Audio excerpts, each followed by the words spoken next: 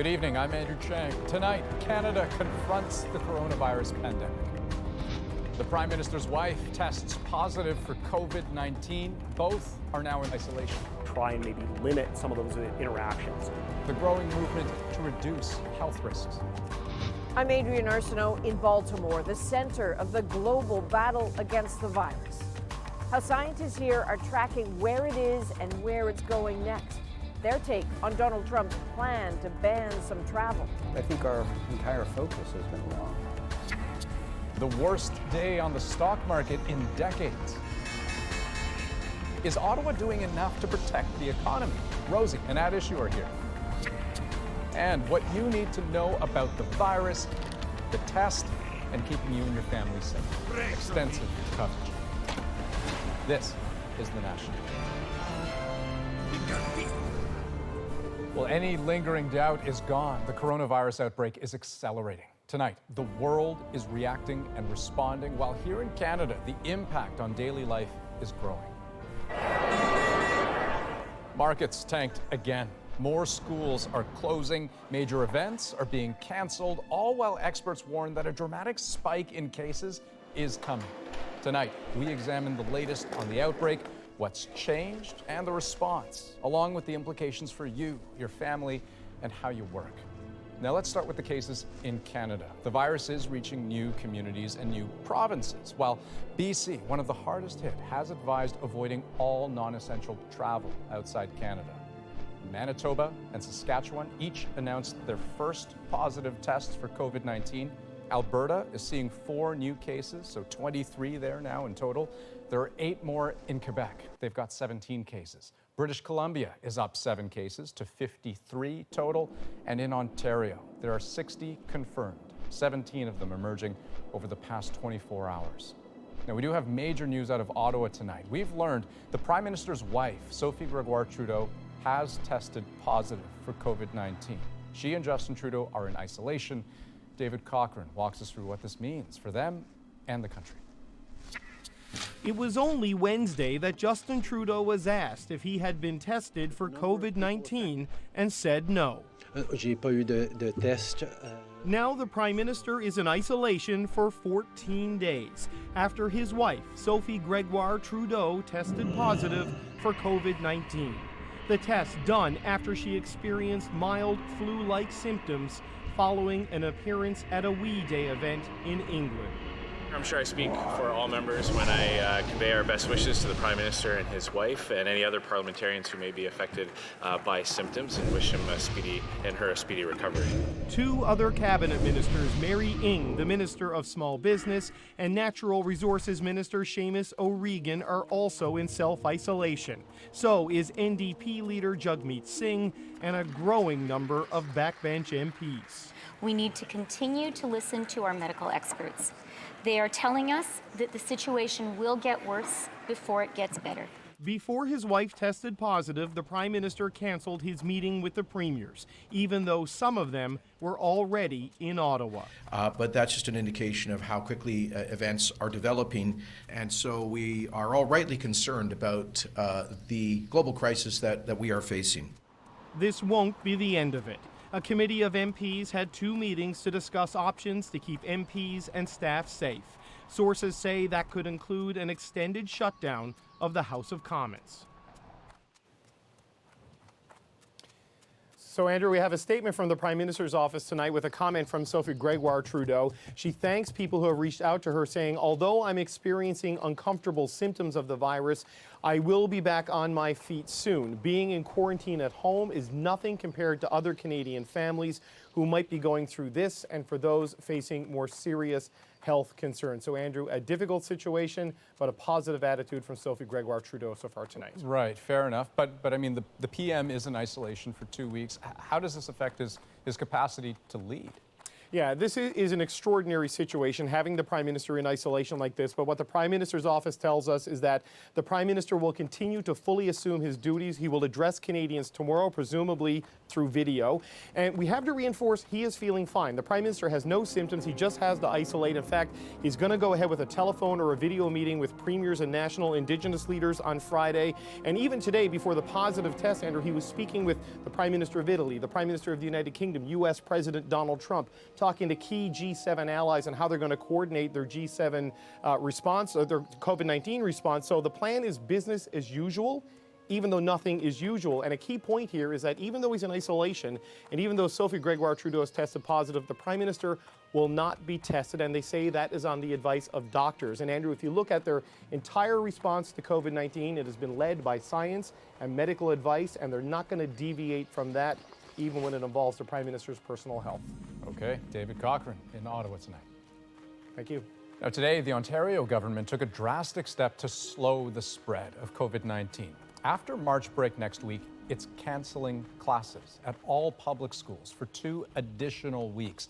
That affects about 2 million students.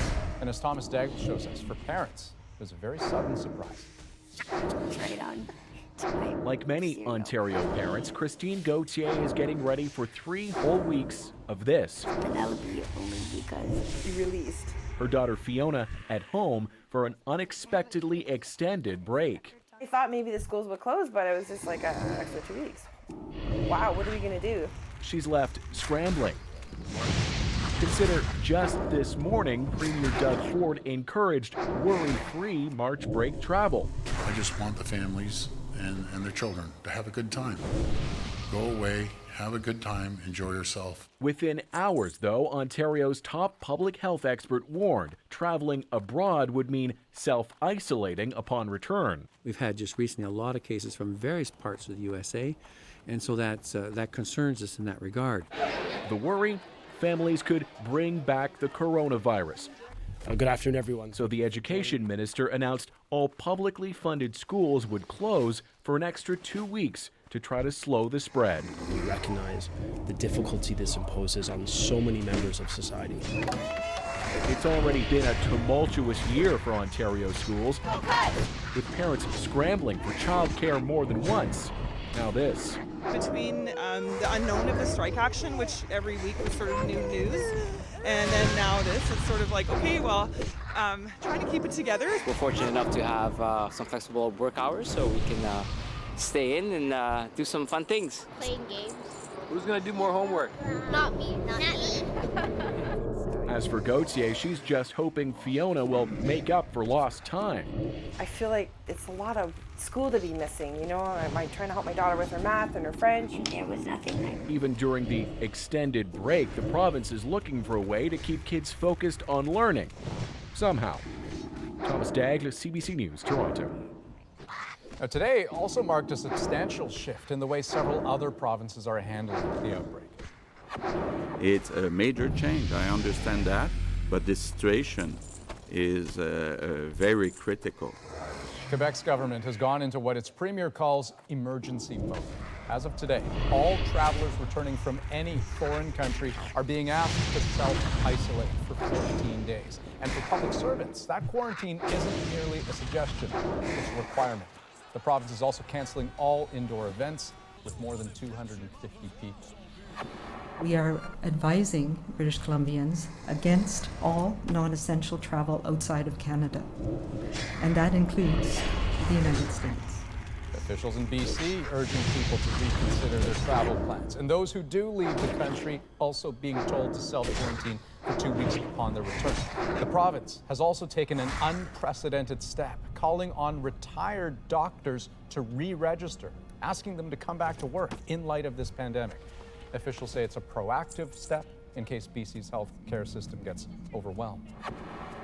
And the first known cases of children being infected in this country are being reported.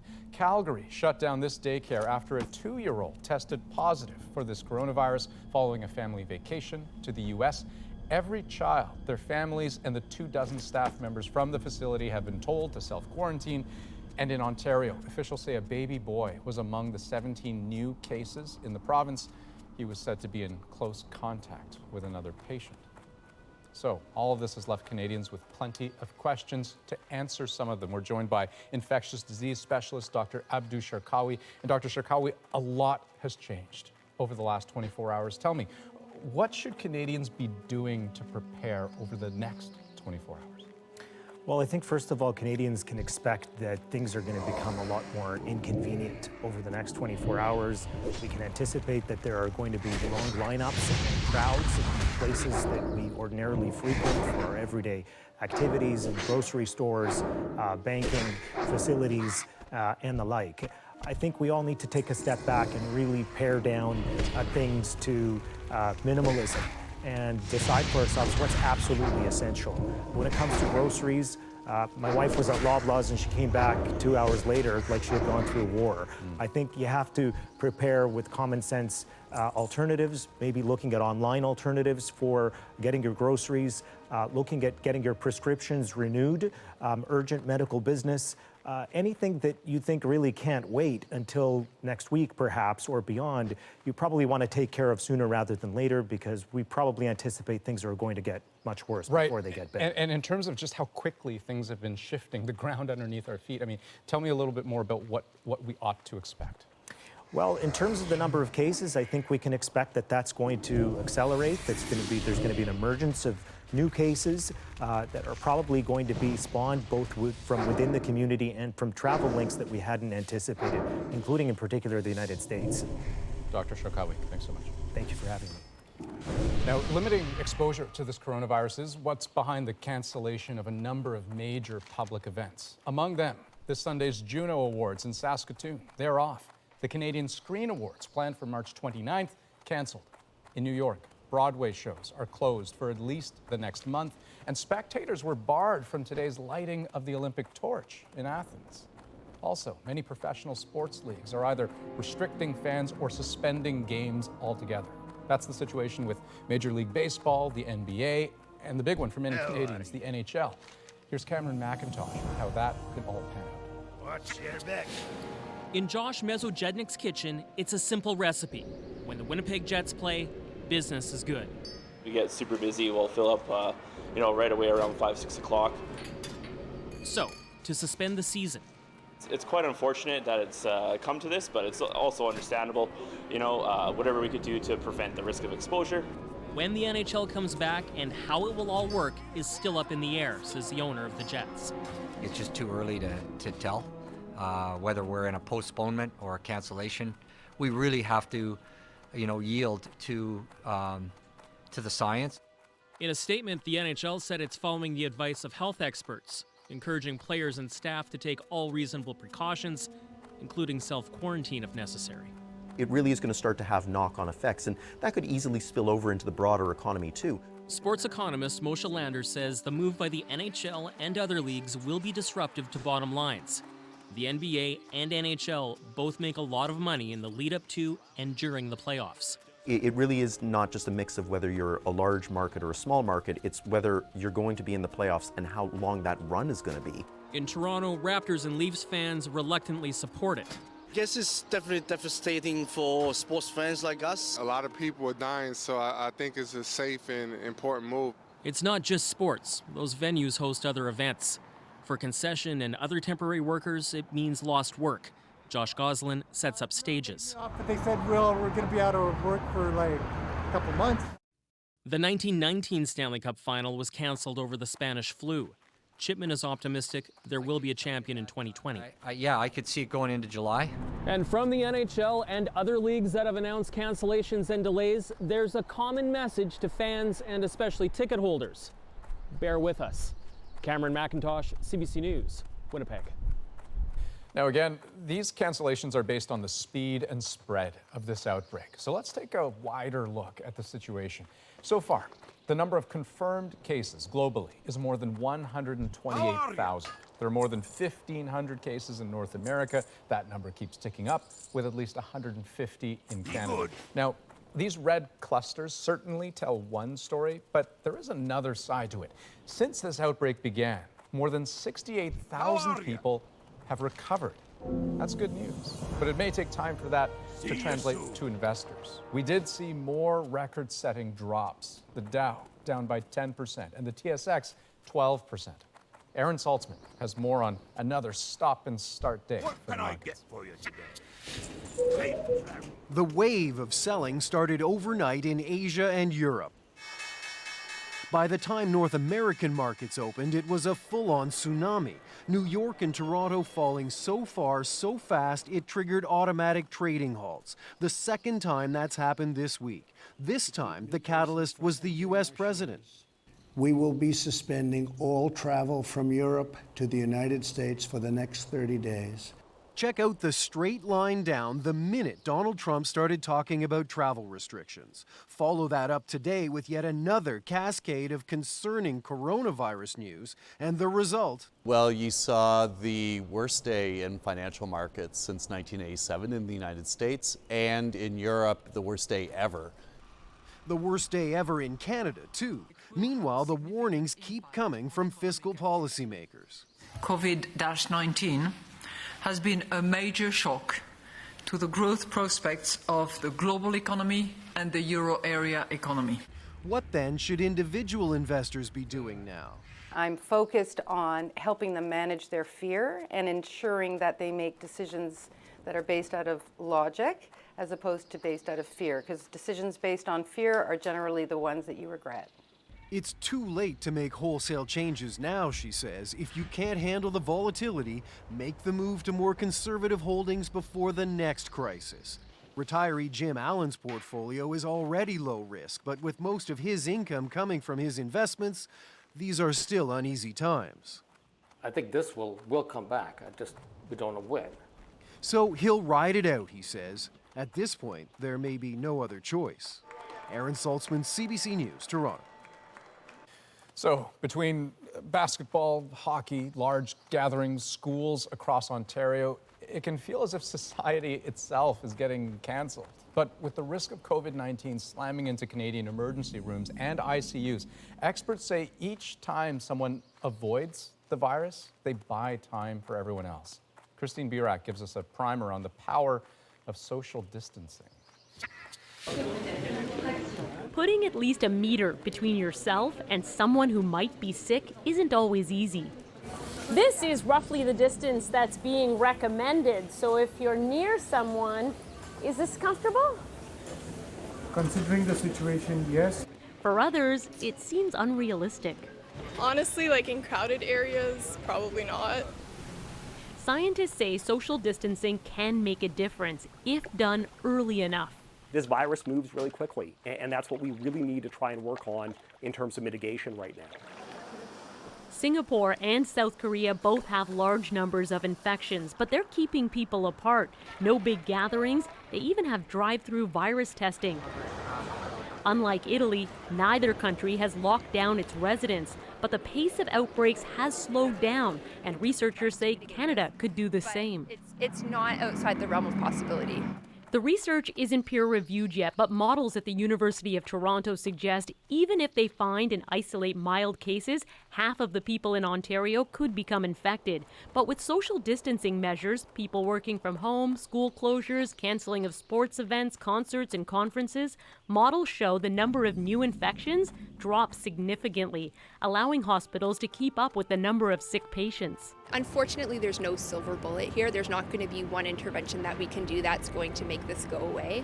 But I think that social distancing is a really key component. What do we do on a daily basis where we're in close contact with people around us? And what can we do to try and maybe limit some of those interactions?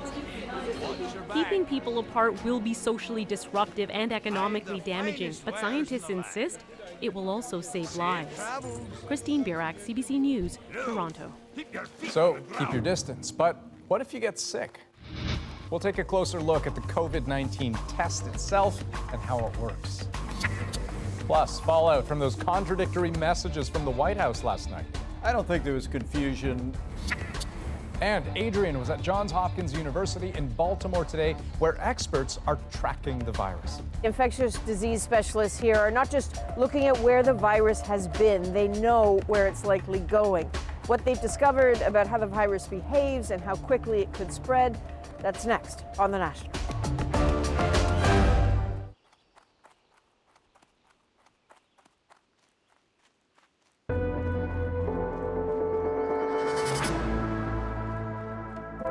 We are back with our top story, the unrelenting growth of the COVID-19 pandemic. That's why Adrian is in Baltimore tonight. That's right, Andrew. This is the home of Johns Hopkins University, a specialized medical research center tracking the spread of the coronavirus.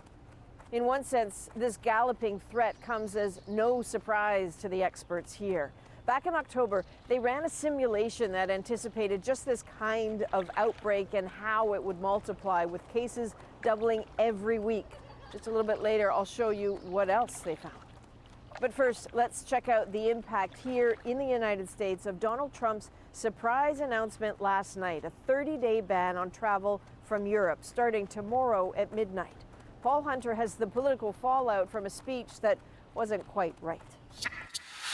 In efforts to calm his jittery fellow Americans, Donald Trump last night misspoke. We will be suspending all travel from Europe to the United States for the next 30 days. In fact, it's not all travel. Americans in Europe and U.S. legal residents will be allowed to come home. Today, the vice president clarified. I don't think there was confusion. They'll be screened, and then we're going to ask every American and legal resident returning to the United States to self-quarantine for 14 days. Meanwhile, airlines are scrambling to figure out what it all means for them, how they'll deal with the sudden change in travel from Europe. And though the UK is exempt from Trump's ban, the rest of the continent is more than a little put off by it, stunned that it hadn't even been consulted before Trump took action. We get along very well with the European leaders, but we had to make a decision, and I didn't want to take time. A larger question, is there merit to the ban anyway? Banning all travel from Europe or any other part of the world may slow it, but as we've seen, it will not stop it. Still, one of the leading scientists helping direct U.S. policy on the virus today underlined the ban was the right call. It will help. New cases throughout the world, the majority of them are from Europe to other countries. If you look in the United States, at states that have new cases, the majority of them are coming from that region. It was based on that the travel restriction was suggested and accepted. It's Trump's biggest crisis since taking office. His response watched carefully as the country wonders where any of this goes from here. Paul Hunter, CBC News, Washington. So now let's see how Trump's announcement has stirred things up in Europe, where 22,000 cases of COVID-19 have now been confirmed, according to the World Health Organization. And now there is a looming deadline for some to get out. Briar Stewart shows us that. Across Europe this morning, a rush to airport terminals. In those long lines, plenty of anxiety and confusion. There's definitely been a lot of uncertainty, which has caused a lot of panic. We're supposed to leave on Sunday, and now we're trying to get home earlier, obviously. It's actually our honeymoon. There are reports some were so desperate to get a new ticket out, they paid thousands of dollars extra. Some passengers weren't aware U.S. citizens are exempt from the ban. Others didn't want to take any chances, given how quickly countries are tightening their coronavirus controls. À toutes les personnes âgées de plus de 70 ans. Today, Emmanuel Macron urged elderly people and those with health issues to stay at home for as long as possible. France, along with Ireland, joined a growing list of European countries closing schools and universities, all in an attempt to slow the spread of COVID-19 and avoid the fate of Italy, where more than 1,000 have died. This Italian actor pleaded to have someone come and pick up the body of his sister, which remained in the family home with him for 36 hours before it was removed. Outside, along the eerily deserted streets here, a sense of dread that this is far from over.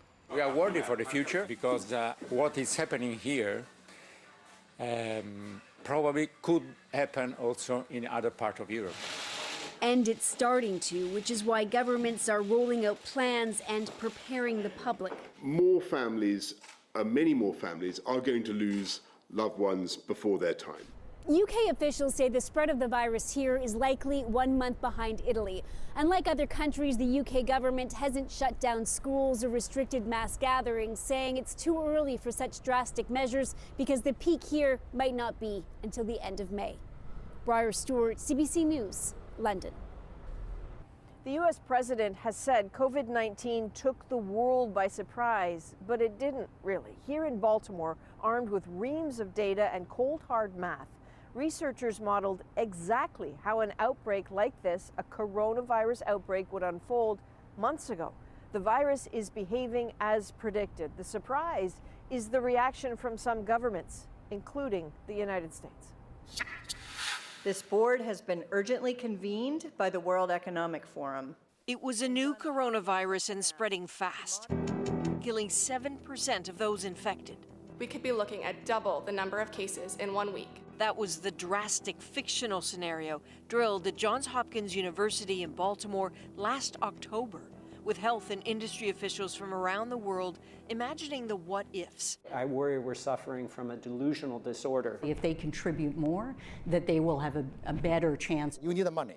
So where's the money? Within 8 weeks, it had all happened. The real COVID-19 is less lethal, but the disruptions are exactly as anticipated. The stock plunges, stranded cruise ships, canceled events, all unfolding on schedule as they did in the simulation. Back in October, made-up newscasts told the stories. Public health agencies have issued travel advisories. Dr. Eric Toner ran the October simulation, said it was clear then to all the nations participating that travel bans didn't work, caused enormous economic harm. In the simulation, a few countries still went ahead with them, but not many. What did you think when you heard the president's travel ban last night? Well, I think travel bans are ill-advised. They are counterproductive. They certainly would not do anything useful currently. There's plenty of COVID-19 in the United States. So you were mad last night? I was disappointed. I think we've been focused on the idea that we could contain the disease elsewhere, keep it out of this country. I think that was obviously not true from the very beginning. And we should have been spending the last 2 months getting prepared. The future? Johns Hopkins runs an hourly interactive map of the infections. Watch North America, France, and Germany to change fast, Dr. Toner says. An infection rate doubling roughly every week, just as predicted.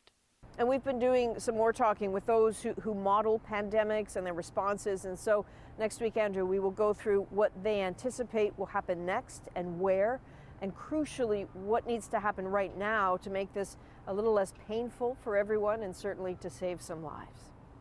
Yeah, critical information, absolutely, Adrian. And up next, we will have more need-to-know information for you, including a closer look at how the COVID-19 test itself works.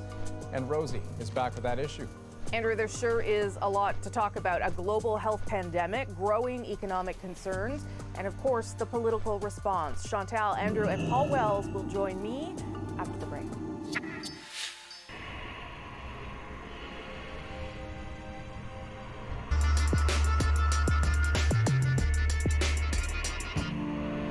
This is a public health crisis that we have not seen in recent times. Our government will do whatever it takes to keep Canadians healthy and safe. We've been in constant communication with all the provinces and territories. We do work very closely and collaboratively with our counterparts in the United States. We're following the science and the evidence. That's been some of the messaging from the federal government today on COVID-19, but the situation is obviously a fast-moving one. So how does the government manage this crisis? How is it managing it? It's Thursday. I'm here with At Issue. Chantal Hébert is in Montreal, Andrew Coyne is in Toronto, and Paul Wells is with us tonight in Ottawa. Good to see everybody. Just from the perspective of how the government is managing yet another crisis, this one a pandemic that is personally affecting them, given that they are with self-isolating today. I guess in terms of tone and leadership and the kinds of things that a government needs to do in a moment like this. Chantal, do you want to start? Well, I guess the first thing is that there is no roadmap for this. But there is no sense in thinking that it's going to be a small thing. There is previous experience now in Italy and China. And what's happening in France and Spain, it all sends the same signals. I was listening to Question Period today, and the answers from the government were vague, but the subtext seemed to be that the government expects and is waiting for the other shoe to drop. Andrew? It's been an uncertain response, but forgivably so, because this is an extremely difficult thing to get one's arms around. When you're dealing with exponential growth, potentially exponential growth in caseloads such as we've seen, I think they've been a little bit behind the curve, shall we say, but it's dawning on them as it's dawning on the rest of the public how serious this is and how serious it potentially could be. Paul, what do you make of their approach so far, their tone so far? I think the Trudeau government has benefited from having had good players in place already, almost by accident. Theresa Tam, the head of the Public Health Agency, was appointed by Jane Philpott, mostly to look after the opioid crisis, which continues. Patty Hajdu, the health minister, turns out to be one of the most poised and confident and reassuring presences in this government. And it should be said that the federal government is not in charge of any kind of response to a crisis on this scale. Provincial governments, city halls, public health agencies right across the country, and ordinary Canadians who traditionally have been very good at following smart advice in good faith. And I think all of that has led to the early stages of this crisis not being as bad as it could be. I make no predictions for next week. Yeah, I mean, the thing that has struck me is the way, one person said to me, the sort of deference to science that you're seeing as opposed to what is happening in the United States, for instance. Yes, but deference to science is well indicated in this case. Justin Trudeau is about as knowledgeable of public health issues in the sense that is needed as we all are tonight. So if we didn't have science and medical experts to rely on, but also the experience of the countries who have been going through this on a larger scale for a bit longer than we have, what would you like to rely on? I don't think we should ever measure the quality of our government's response by the standards of what is happening in the U.S. I knew you were going to say that to me, yes. Well, because, you're right. if we do that, we're not setting the bar low. We are setting the bar below any acceptable level. But it's a critical asset, though, that you still have levels of trust in this country that seem to be rapidly disappearing in the United States. You know, if the experts are right in some of their grimmer projections on this, we're going to need to mobilize society on a grand scale to fight this, both in the sense of being willing to accept quite draconian restrictions imposed by government, and in the sense that Paul referred to of being willing to make alterations in our own lifestyle. To mobilize people, a society like that, they have to trust in their leaders, they have to trust in experts, they have to trust to some extent in the media. On all these scores, we do quite a bit better than the United States. I realize that's setting a low bar. That's a good point. Let me turn a little bit to the economic uncertainty that the coronavirus creates by the shutdown of the tourism industry and all sorts of things, the drop in the price of oil, and a government that is still planning to table a budget on March 30th. Here's a little bit of Bill Morneau and what he said. This economic volatility is real. So I've actually gone ahead and asked the private sector economists who help us to form the basis of our economic forecasts, come back with a refresh of their expectations.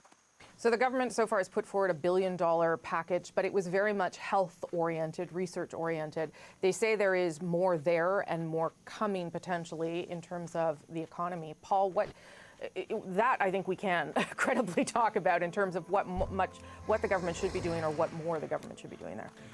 Well, it's tricky. I mean, 10, 15 years ago, in the middle of some comparable crisis, you could expect the central bank to cut interest rates markedly, and you could expect a federal government to spend large numbers of billions of dollars through tax cuts or checks to people or spending programs. Unfortunately, interest rates have lately been close to rock bottom, and this government was already spending very close to the ability of the economy to handle it without the debt increasing in relation to the GDP. And so that doesn't leave it a lot of room to maneuver. Chantal, go ahead. But this is... It may be just me, but I see the upcoming federal budget as a Band-Aid on a huge wound. And that's because until this crisis is resolved, I don't think any federal budget or provincial budget is going to do more than try to fill the gaps and get people over the other side of the crisis. This is also far beyond the control of any national government. When markets are crashing the way they're crashing, the oil prices going the way they're going, no single national government will suddenly wake up at the end of March and say, here's the recipe to get out of this trouble. We've seen a number of budgets over the past few weeks that have been outdated with a few days after they were presented. The Alberta budget, the Quebec budget this week, in surplus. Now the government in Quebec is saying we may be running into a deficit. So yeah, the budget is going to allocate money, but I think it's going to be crisis management money.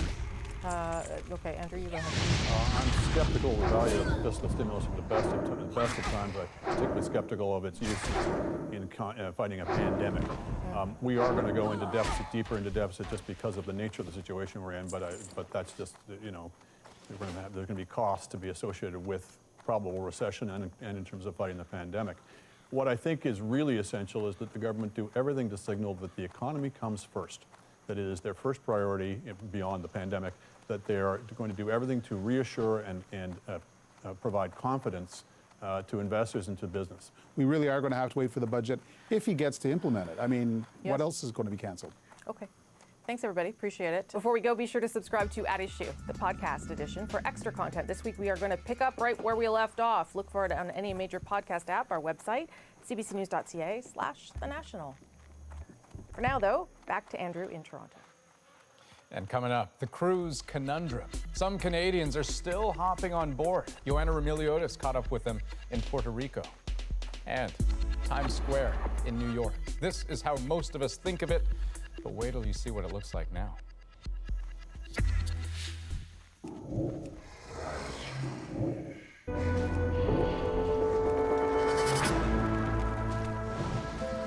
Welcome back. A return to our top story tonight. The wife of Prime Minister Justin Trudeau, Sophie Gregoire Trudeau, has tested positive for COVID-19. She began to feel unwell after returning from a recent speaking engagement in the UK. Now, a statement from the Prime Minister's office said that she tested positive today and that she will remain in isolation. Beyond that, she's said to be feeling well and is getting medical attention. As for the Prime Minister himself, he's not currently showing any symptoms, but is in isolation as well. Viking Cruises, Disney Cruise Line, and Princess Cruises, which had coronavirus outbreaks on 2 of its ships, they've announced they're halting operations for weeks. But at least 90% of the industry is still booking. Joanna Remiliotis is in Puerto Rico, a hub of cruise traffic, where some travelers seem convinced it is smooth sailing ahead. Arriving in San Juan is the first step. Almost everyone on this flight from Toronto is getting on a cruise next, coronavirus or not. As far as getting sick, no, I'm not concerned. I've booked this trip for a year now, and I feel that I'm just going to take that chance. San Juan is usually the busiest cruise port in the Caribbean, but some lines, including this one, have canceled all cruises. Others are still set to sail, at least for now. This while San Juan started disinfecting popular tourist spots to contain the potential spread of infection. And today, Puerto Rico's Governor Wanda Vázquez declared a state of emergency, canceling all mass gatherings. Hoy les anuncio al pueblo de Puerto Rico que estaré declarando un estado de emergencia. The island has a handful of presumed coronavirus cases, including tourists who are on a cruise, and has ordered ships with suspected cases not to stop at its port. Canada has advised people not to go on cruises at all, but Canadians who docked in San Juan for the evening a couple of days ago say they're not worried. The precautions that they've been taking on the boat have really put our minds at ease, I would say. Mandatory hand washing before you go into the buffet. They serve you at the buffet instead of self-serve. They took our temperatures, to make sure that nobody was sick. Maybe so, but back at the airport, some are playing it safe. We canceled the cruise, but we're still going to spend the time down here. And this group is taking a vote to decide. Their boat is supposed to pick them up on Saturday. We know the ship's out in the ocean right now, so we'll wait to see when the ship comes back. If anybody comes off the ship that's sick or I don't know. If everything looks good, then we'll get on the ship. Any certainty about what comes next? It seems that ship has sailed. Joanna Brumaliotis, CBC News, San Juan, Puerto Rico. So, if you start feeling sick, what happens then? This is what it looks like. It's a very small and quite flexible swab. We're going to take a closer look at the COVID-19 Gets test. sealed up and That's then up next. gets sent off the lab.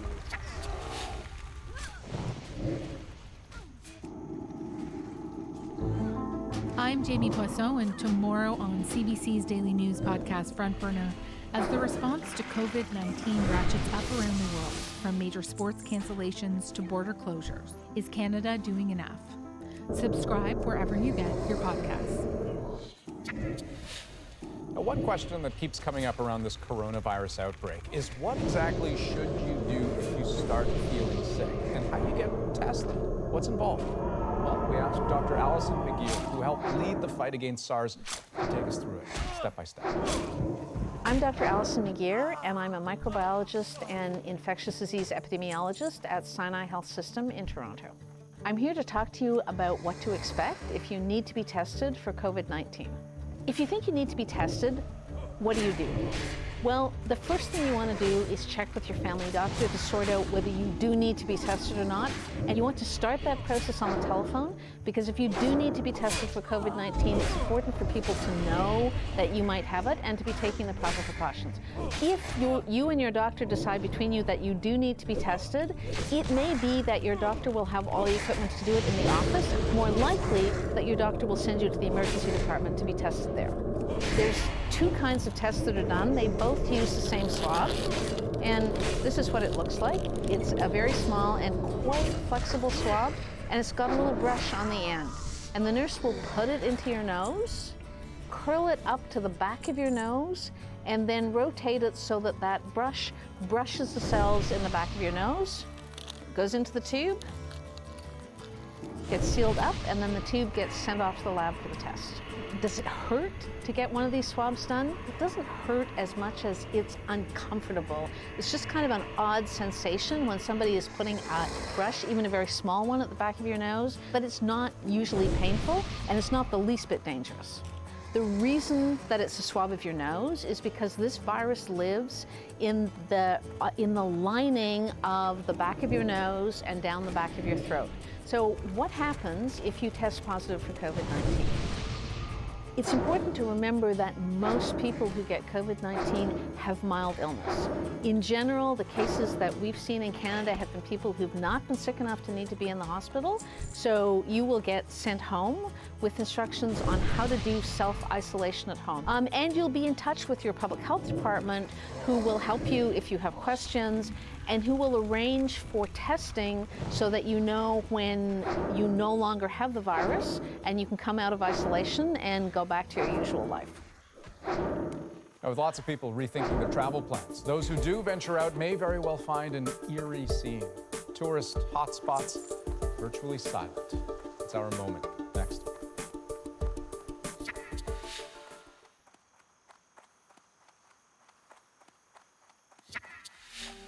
With the call for more social distancing, countries in lockdown, near empty city centers, and pro sports suspending games, there is an unusual quiet in many places that are usually incredibly busy. It's striking to hear, striking to see. This global moment of silence is our moment tonight.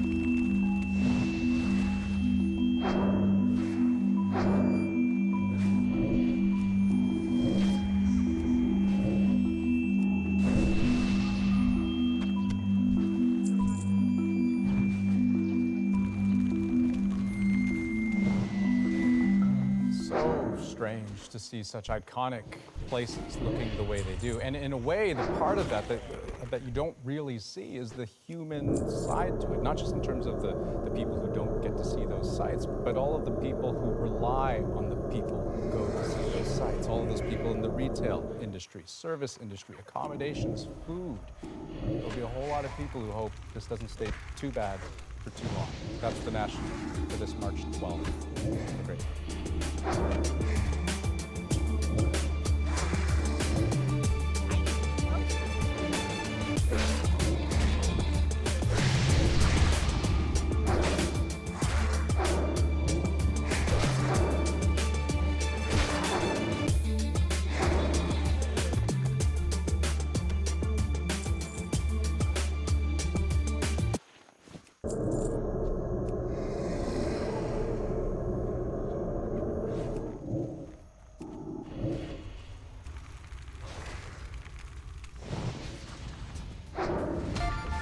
Good evening, I'm Adrienne Arsenault. And I'm Andrew Chang. Tonight, new coronavirus cases in Canada, and some of them appear to have been infected here. It is these community cases that give us some degree of concern and grief. And Ottawa prepares to take action. Do everything we can to keep ensuring that Canadians are kept safe. And Italy overwhelmed with coronavirus. This situation is like a bomb that explodes. Hospitals so swamped with patients, doctors are forced to choose who to treat. I voted for Joe Biden. For Biden. A key race in Michigan. Can Joe Biden expand his lead?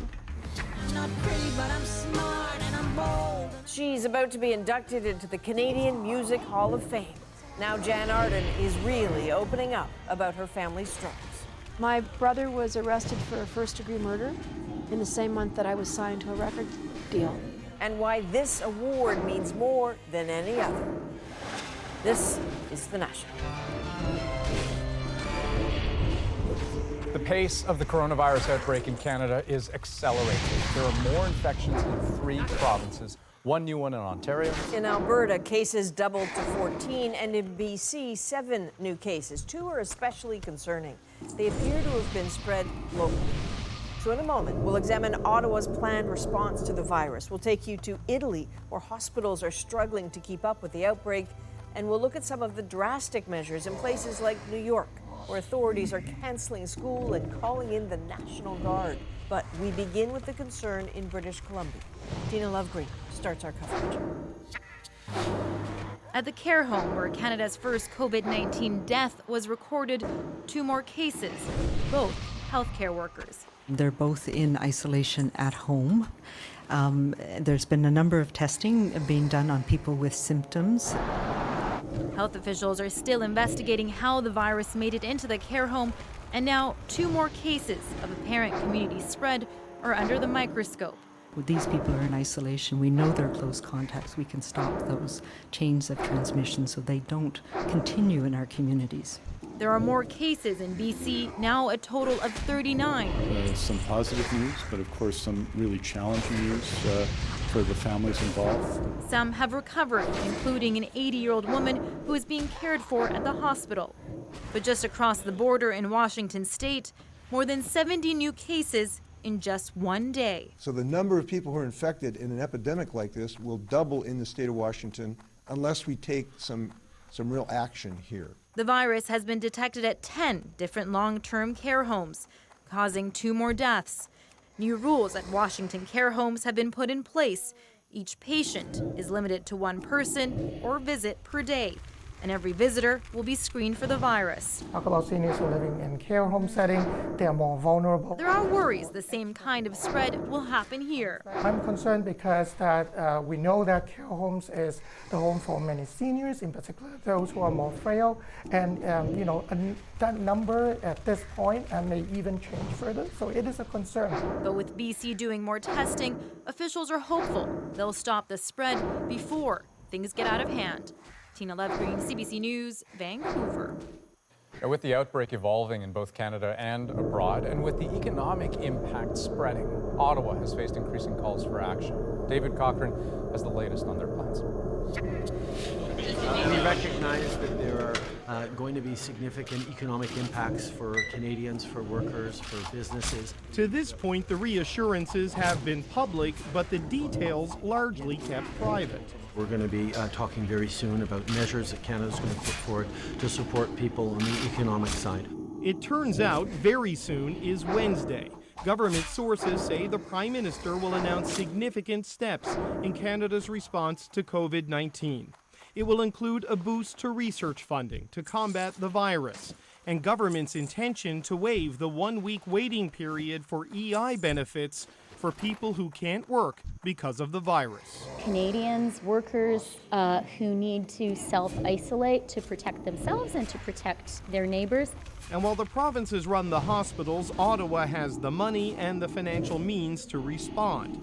So sources say Trudeau's announcement will outline ways to bolster health workers and provincial health systems. Whether it is any anticipated shortages that they might have for equipment or personal protective gear, or even in terms of human resources, additional supports that they might need in their hospitals or in their public health units. These are the kinds of conversations we're having.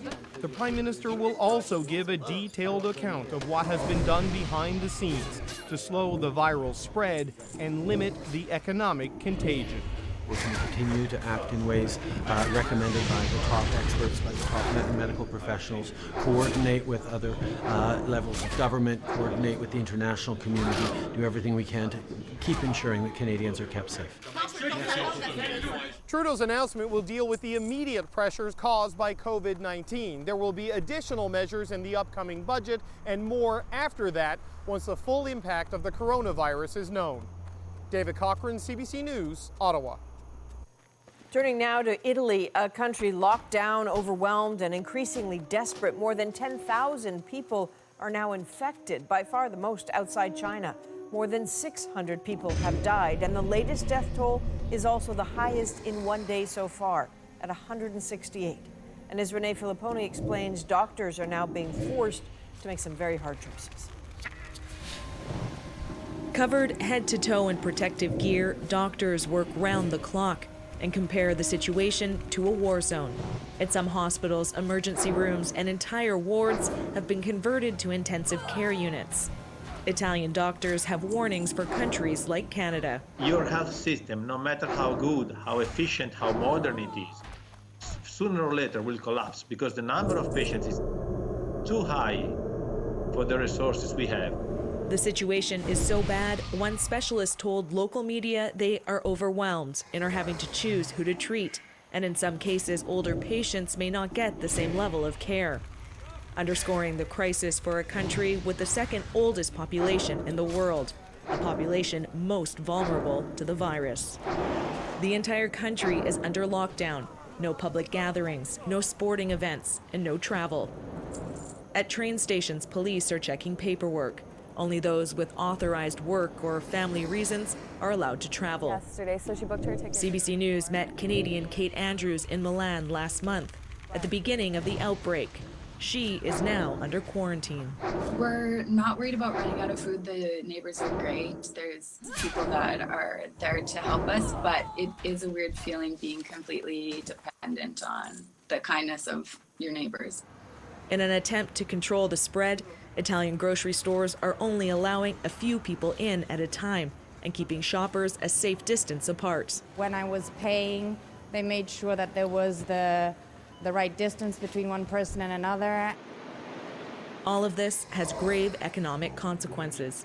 In an effort to help Italians ride it out, the government is considering suspending taxes, mortgage payments, and bills, and will vote on those measures this week. Renee Filipponi, CBC News, London.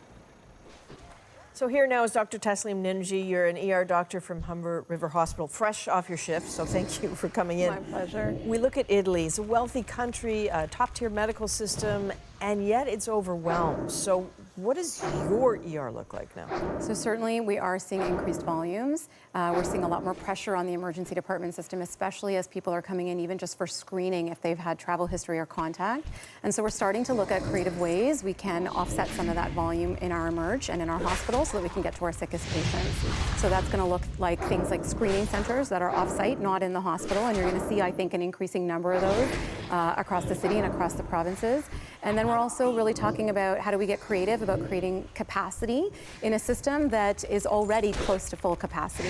So we have surge mechanisms, as we call them, to get to that overage. We see those in influenza times. And now we're looking at that. So how do we get creative about creating space and capacity within our system to see these patients and treat them? So that means maybe putting off elective surgeries, for example? Yeah, that's a great question. So you know what, when we are talking about that, when we need to create space, we will do things like canceling elective procedures, elective surgeries. We can use virtual care mechanisms, offsite screening, things like that. So what does Canada's medical system, do you think, actually need to stock up on at the moment? Yeah, so when patients are coming into the hospital requiring hospitalization because of COVID-19, we're seeing a real spectrum in terms of what they need, right from something just like supplemental oxygenation, right up through an ICU bed and ventilation. So we're really having conversations at the hospital level to look at what capacity we have for ICU beds and for ventilators as an example.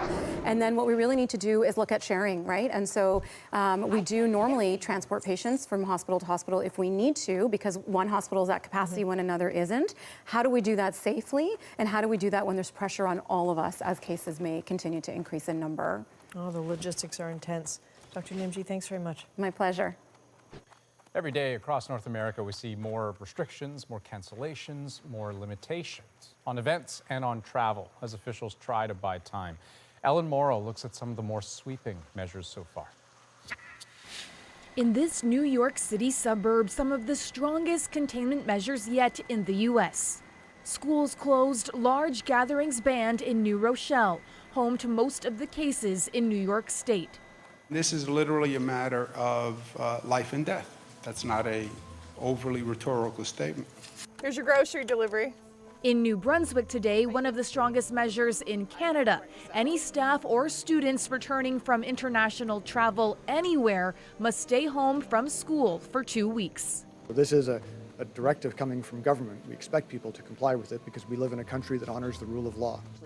This expert says banning some large events may make sense, but officials need to strike the right balance. I think it can definitely stimulate a lot of fear in people that we're in a situation that might be worse than what we're actually experiencing right now. There's been a domino effect with more coronavirus closures and cancellations every day. Pearl Jam postponing its North American tour. The popular Coachella Music Festival delayed until at least October. Wheel of Fortune and Jeopardy ditching their studio audiences, and major U.S. universities like Princeton and Harvard switching to online classes. You have something this big that's just causing chaos around campus, around the world. It adds a lot of stress. That stress spreading along with the virus, but it's prudence, not panic, officials are urging.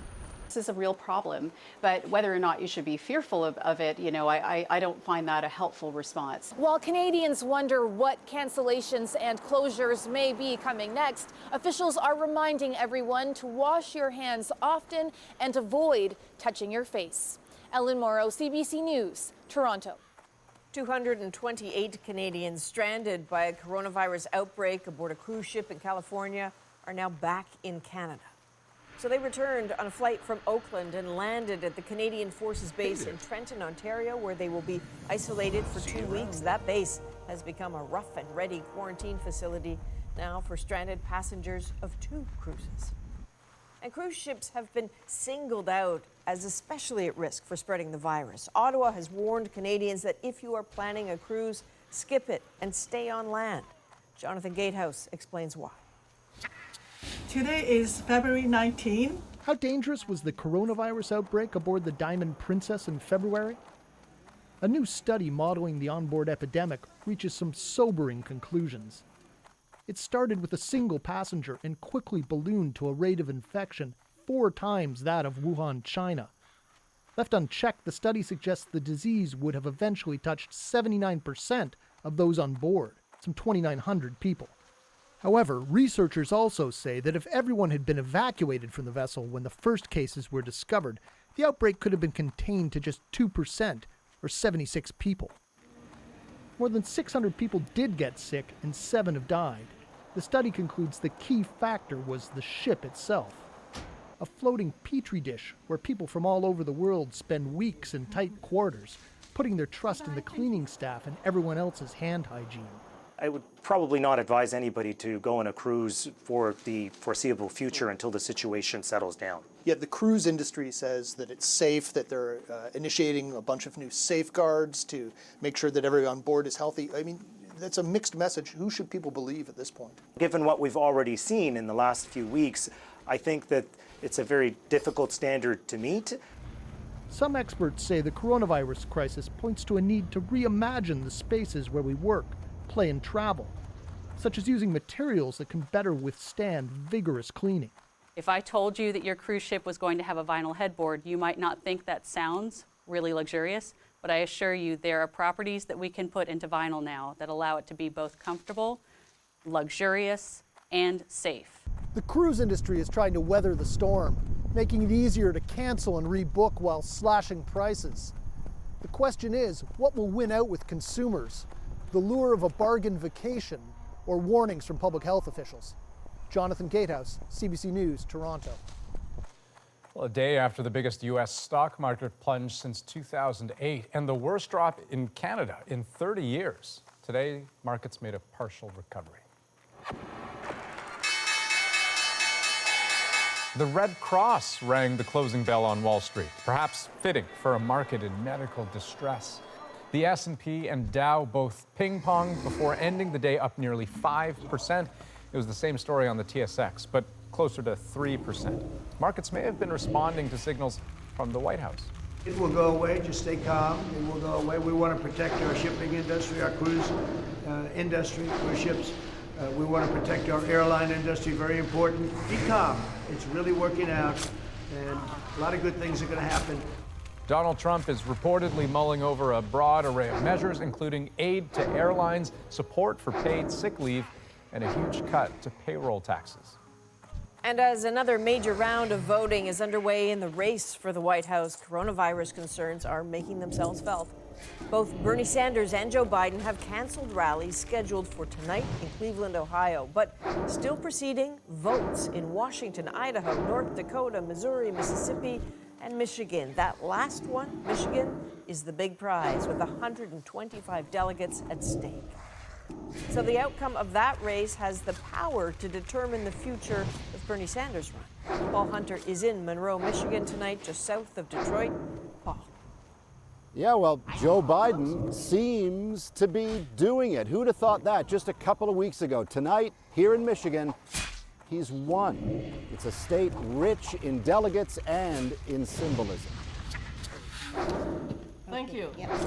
Could it be, in the Democrats' seemingly never-ending battle to find a challenger for Donald Trump, that tonight they're finally honing in on it? Perfect. Okay. Thank you. Yes. In Monroe City, Michigan, those we met were clear. Yes, I voted for Joe Biden. I voted for Joe Biden. Biden. Why? I feel he has the best chance to beat Trump. For so many, it's that simple. To get back to normalcy, it's painful for me to see what's going on in this country nowadays.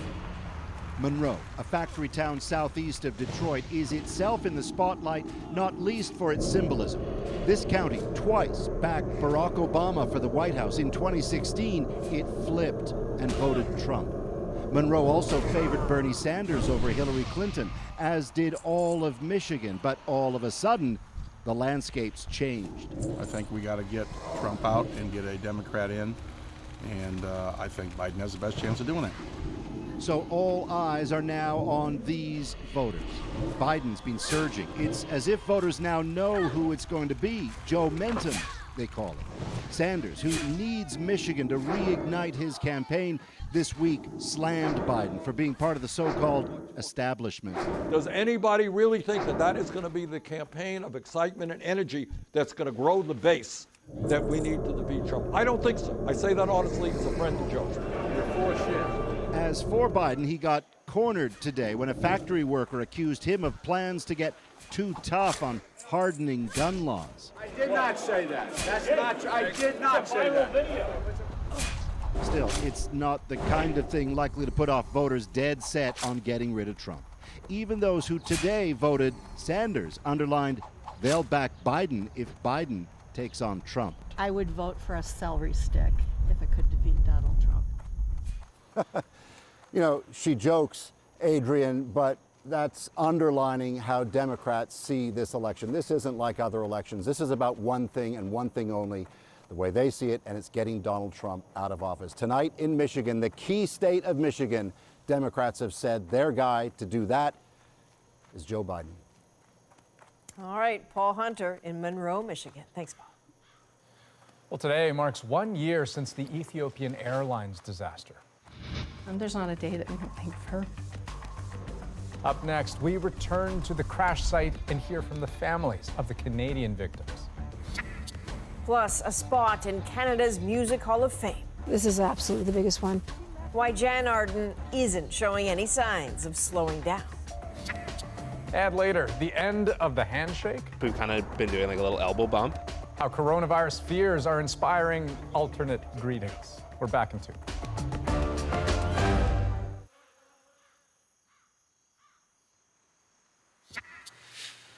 1 year ago today, Ethiopian Airlines Flight 302 took off from Addis Ababa Airport. But just minutes into the flight, the Boeing 737 MAX 8 plunged to the ground. Everyone on board was killed, including 18 Canadians. Well, today, families and friends returned to the scene. Susan Ormiston spoke with some of them. Too young to know why all this, snaking through their farmland. The cars and buses just kept coming, with the anxious faces of family and friends who made it back to Ethiopia a year since their worst day ever. It is painful, but as painful as it is, the love for my wife and my children and my mom-in-law doesn't leave.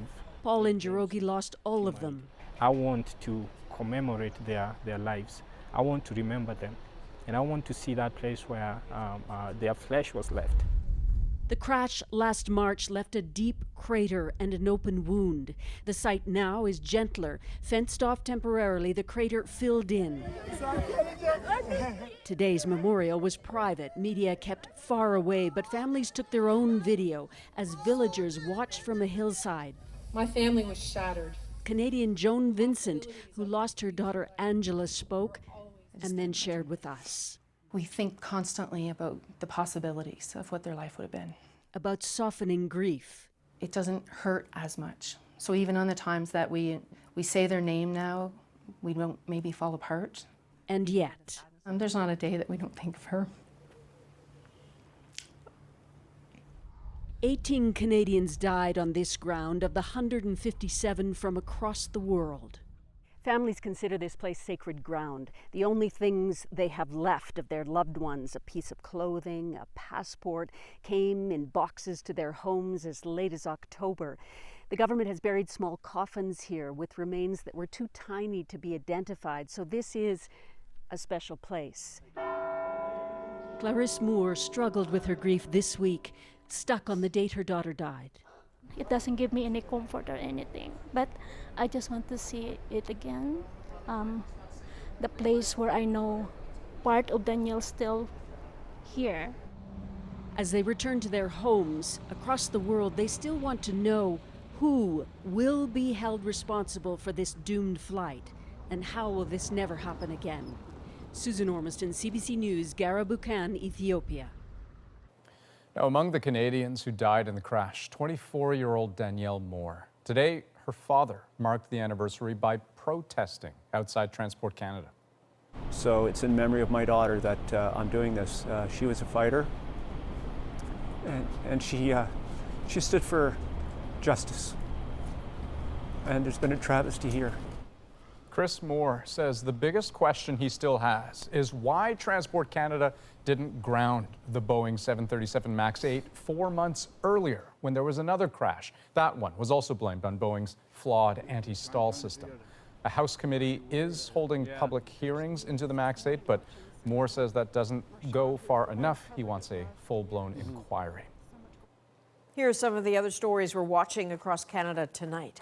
A 6-year-old girl was seriously injured after a suspicious fall from a balcony at this Toronto apartment building. Police say they received a call this afternoon and arrived to find the child in medical distress outside the building. She was taken to hospital in serious but stable condition. It's still unclear how she fell or from what floor. At Quebec. What happened in Quebec on January 22nd is an absolute tragedy. Top parole and corrections officials expressed condolences for the death of 22-year-old Marilyn Levesque, a sex worker killed in January by a convicted murderer out on day parole. During 2 hours of questioning on Parliament Hill today, officials vowed to take steps to prevent another incident like this from happening again. The parole officers involved in the case have been suspended from supervising offenders. This is not about the last 6 years. This is about the next 50 years of this province. It was important for us to actually make sure that we leave no stone unturned. Premier Dwight Ball says police will be investigating Newfoundland and Labrador's troubled Muskrat Falls hydroelectric project. This comes more than 2 years after a public inquiry started investigating cost overruns of the $12.7 billion dam. A scathing final report accuses the former Progressive Conservative government of failing to protect the best interests of the province. The project is 2 years behind schedule and about double its original cost. Still ahead, understanding your sick leave policies. If your boss tells you to stay home, will you get paid? But first. It became my therapist and my friend and my solitude and my comfort. My conversation with Jan Arden about her place in Canadian music and what moves her now.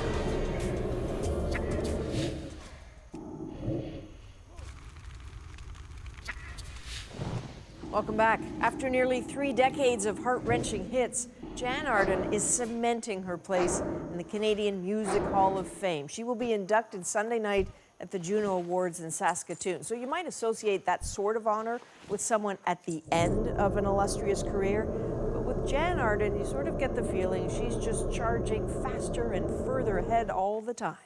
We caught up at her home just outside Calgary. I'm not pretty, but I'm smart and I'm bold and I'm brave. Long known for delivering devastatingly real songs, Jan Arden is quickly becoming the hardest working woman in show business. 3, 2, 1, action. She's the star of her own sitcom, Jan, but Arden isn't just diving into an acting career. This is a very stressful situation. I think that's Jan Arden. She also has a weekly podcast, a new book, a new album, and an upcoming cross-country tour. The headliner, though, this Sunday's Junos and a ticket into the Canadian Music Hall of Fame. The incomparable Jan Arden. It's a big moment in a life of them, but something, or rather someone, will be missing that night. Jan's best friend, her mom, who died of Alzheimer's just over a year ago. The grief still grips, maybe always will. And yet, the humor and humility that make Jan Arden such a Canadian treasure still shine. Look at the geese, you guys. They're fun. It's so late to be going south, you knuckleheads. She's got a lot to say, so we caught up at her home just outside Calgary. Welcome to Jan's Road. Thank you. How are you? Funny meeting you here. Yeah. This is this your happy place? When people talk about, you know, I need to go to my happy place. I love getting out here and walking. It is usually quiet. You know, we've found underpants along here. Right. I think this was at one time a little bit of a lover's lane. You know, old country roads. Right. So since your mom has been gone, so it's been about a year. Yeah, she died December 29th, 2019. 2018. 2018. How have you been managing? You know, I think I'm doing pretty good for the most part. I mean, I would do anything to have a weekend to hang out and, you know, have some food and eat some potato chips. But no, they were ready to go. And my mom, she left me with a sense of positivity. It wasn't a bad thing. So that's who I had as my guiding light. They led you well. Yeah, they both did. They'd be so proud of you now, this Hall of Fame thing, I think, of all the awards you've gotten. And I don't know if I'm just projecting, but don't you think this one is the would mean a biggest lot? one. This is absolutely the biggest one. You know, I have to say I was mind-boggled with the Order of Canada, but I love the sentiment of the Order of Canada because it's about doing positive things for your country. And I am a very proud Canadian. Okay, so as much as I love the outdoors, What do you mean? Can we go inside? What do you mean, that northern wind's kind of getting to you? Just a little you bit. Ontario girls? I No. know. Let's go light a fire. Okay, thank you. Let's go. Oh my gosh, it's deeper than you think. A little bit. Where's our snowshoes?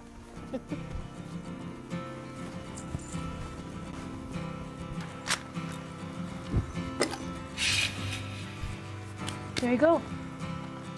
Well, thank you for letting us. It's about -12, -13. Yeah, I actually can't feel some of my parts, but I'm okay with that.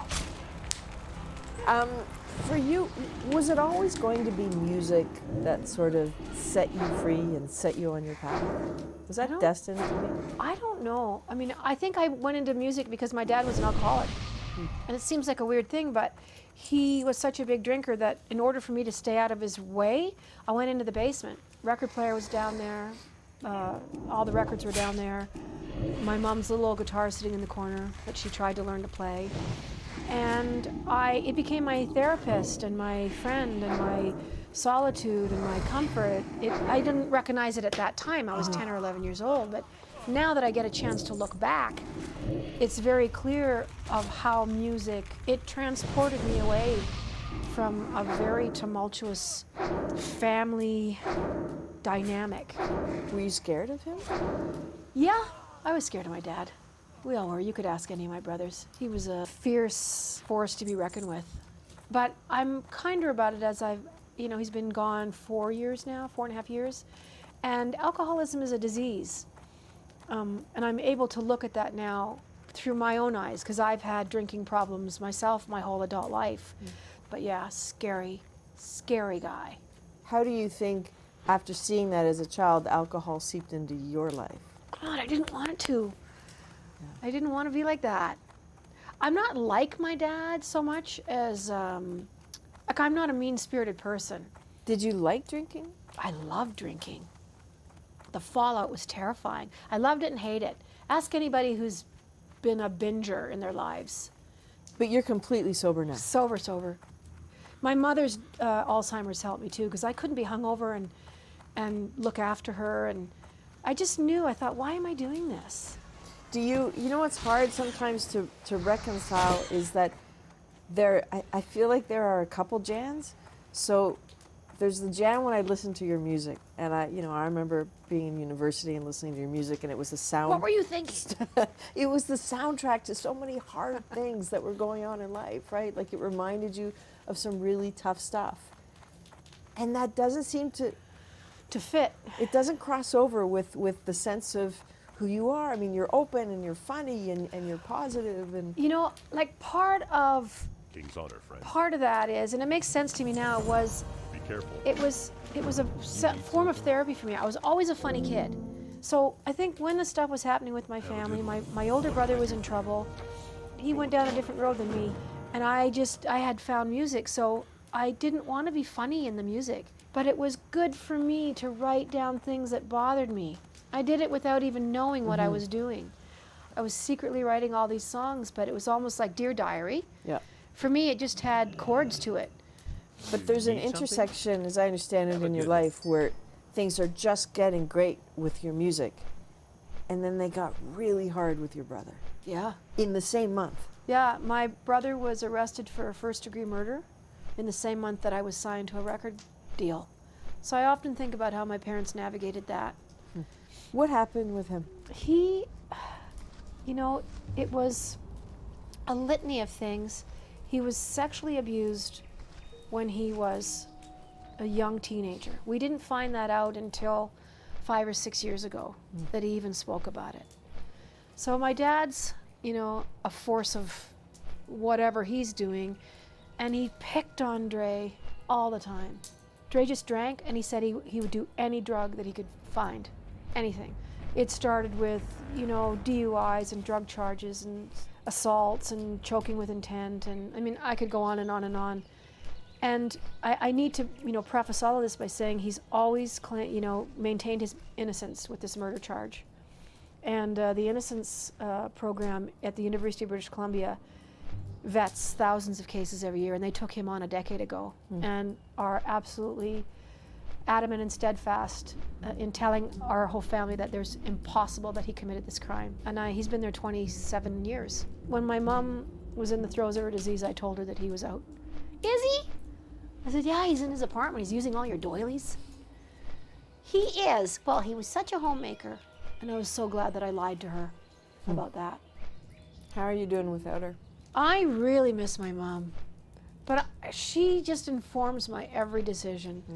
She was such a champion of mine. Like, she just cheered me on my whole life. And I wish she could have hung around like a little bit longer, but been sane. But I lost my mom, like 10 years ago. Anyone that's gone through this realizes it's such a hard thing when they don't remember your childhood and they can't answer all your questions and they can't save you. Our parents are always supposed to save us. And sometimes we gotta save them. Your new book called If I Knew Then. Yeah. If you knew what? If I knew all of this, if I could have told myself at 25 or 30 years old, listen, you got so much stuff to wade through, but you're gonna come out of it the other side. And who or what will be in your head in that moment at the Junos when you're inducted into the Hall of Fame? Every single person that I ever met in my life that helped me or didn't help me, and how valuable they both were. Sometimes it's all the people that aren't cheering you on that make you even more boundless. Well, that's what you are. Our hands are frozen. There is They're no actually human stuck to warmth each in her other. hand. Thank you. Thank you. Cold but warm at the same time. After the break, paid versus unpaid sick leaves, what you should know about your workplace policies during this coronavirus outbreak. We'll be right back.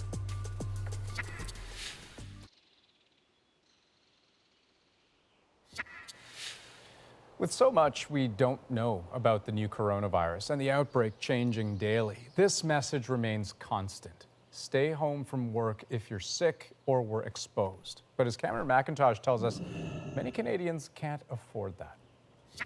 I made a lot during the quarantine. At least Gary Liu had time to perfect his cooking. He's symptom-free after 14 days of self-isolation upon returning from vacation in China. I have to be responsible for the community. So that's why I'm stay home to do the quarantine. He works in a federal lab. Turns out the isolation was unpaid. And I was asked him and said, can we take the sick leave? I said, no. He's not the only one who's faced the question, will your employer pay you? Turns out they don't have to. In federally regulated industries, employees are legally entitled up to 3 paid sick days.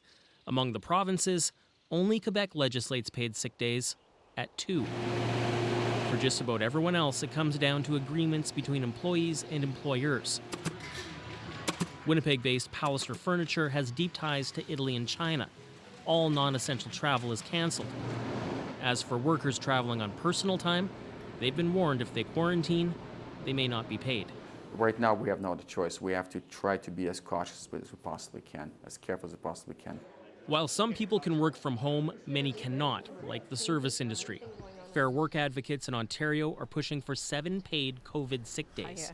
People have to make a decision as to whether or not they're going to pay their rent, put food on the table, take care of their kids, or stay home and not be paid.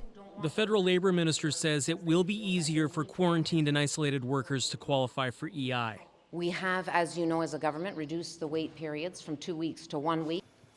While it cost him in the end, Liu says he's still glad he did it. If I spread out the virus, it would be very bad. Now, for anyone planning to travel, advice remains to watch for government advisories. Employers will likely use those to determine what kind of sick leave to grant. Cameron McIntosh, CBC News, Winnipeg. After the break, searching for an alternative to single-use plastics.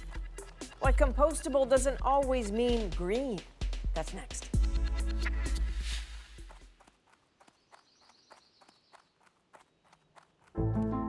I'm Jamie Pusso, and tomorrow on CBC's daily news podcast Front Burner, Jason Kenney endorses federal Conservative leadership candidate Erin O'Toole. We look at why Alberta's premier is taking sides and what it means for the party. Subscribe wherever you get your podcasts. Welcome back. A federal ban on single-use plastics is coming, and many businesses and consumers are already looking for alternatives. But as Tashana Reid explains, plant-based compostable plastics are not necessarily the greener choice. They can be made out of corn or sugarcane. Cups, cutlery, and takeout containers designed to be tossed in the compost bin instead of the garbage. Here at this restaurant trade show in Toronto, compostable plastic suppliers are at every turn. It's all natural, right? It's plant-based. It's going to go from the earth back to the earth. Certified compostable means the product has been lab tested and is proven to break down within 3 months in a commercial composting facility. But certification is voluntary in Canada, and that means some products labeled compostable might not be. There's two things I think we need to work on. First is getting stuff certified, and second is making sure that for all compostables, there are places where these can be composted. While some institutions and commercial buildings have contracts with commercial composters, most municipal curbside programs in Canada don't accept compostable plastics in green bins. And they get sent to the landfill, where conditions aren't typically suitable for compostable plastics. This Ontario composting company is one of the few we found in Canada that processes compostable plastics. A lot of these windrows right now are pushing anywhere from 75 to 78 degrees Celsius. The company was asked to test compostable products for the National Arts Centre. It took 1 year of testing to find a product that met their standards. Okay, so what do we see after 1 week? So after 1 week, you can see inside of here, we've also got some traditional paper plates and things like that in here as well. But here's what that green cutlery looks like. It's very fragile, very breakable. One of these other sets of forks that are in here, no, they're knives. There's the knife. It's not breaking down at all, but that's marketed as a biodegradable product. Right. As we moved forward then a following week, you can see the green is breaking down very well again. It's further, just a crumble. Crumbles apart in your hand at this point. Oh, wow. That green cutlery is one of the products the National Arts Centre chose for their facility. Only 3 weeks into their 8-week compost cycle, it's significantly broken down compared to the other compostable branded plastics. Finding the right compostable product and getting it to a facility that will process it are still big hurdles in Canada's complex waste management system. Tashana Reid, CBC News, Kingston, Ontario. And here are some of the other stories making headlines tonight.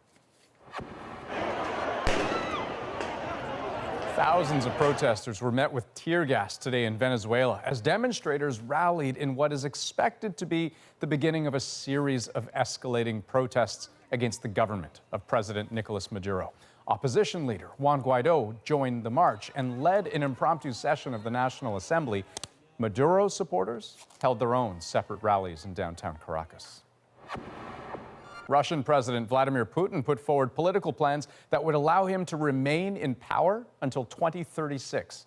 He opened the door to constitutional changes that could let him rule until the age of 83 if he so desires. Otherwise, he'd need to step down in 2024 when his second consecutive term ends.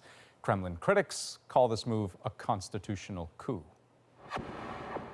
Well, the second person ever to be cured of HIV has decided to go public with his identity. 40-year-old Adam Castillo, also known as the London patient, has been free of the virus for more than 2 years now after stopping treatment. He says he wants to be an ambassador of hope to the millions of people living with HIV. Castillo received a bone marrow transplant from an HIV-resistant donor. When we come back, putting the handshake on hope. Hey, Mayor Mike. How are you? Oh. From politicians to everyday Canadians. That's next in tonight's Moment.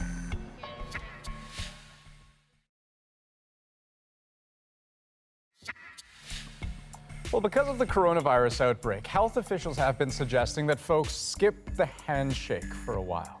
And while not everybody's on board, there are lots of people, from politicians to everyday Canadians, willing to get creative. So we wanted to ask a few Canadians what they've come up with, and that is our moment.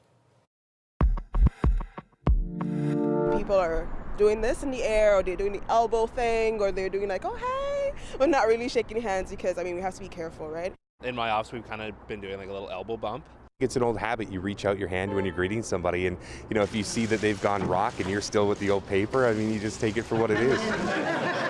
So we are doing namaste rather than handshaking. I have meetings all the time, so yeah, shake hands. Don't honestly think twice about it. Oh, sorry, dat mag niet meer. Sorry. Nee. Over. Ik wil er nog verder. Zo, ja. A lot of my friends and family are telling me not to. It's just like I work in a business environment, and that's kind of part of the day-to-day. For the most part, people I know, I've been hugging them. So it's like, I don't even know. But I find some people also say, ask before you approach.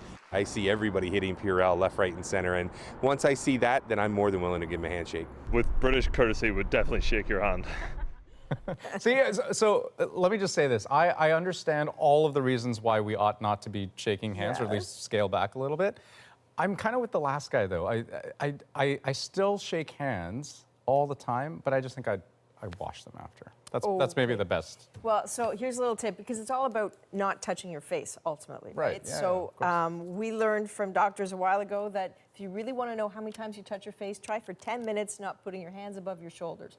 I promise you, it is incredibly hard. I believe you. That is a national for March the 10th. Good night. Good night.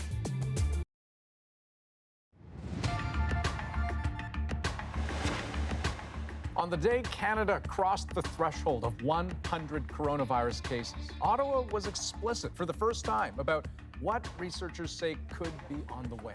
Are you planning the worst? Absolutely. Most cases would feel like a cold, but as many as 25 million Canadians could catch the virus.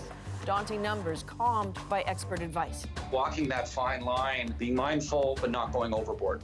With Canadian health, but also jobs and businesses in mind, the Prime Minister says his team is ready. $1 billion COVID-19 response fund. But is the world ready? Alarming levels of inaction. And so for the first time, these words from the WHO: the coronavirus is officially a pandemic. This is a special edition of The National.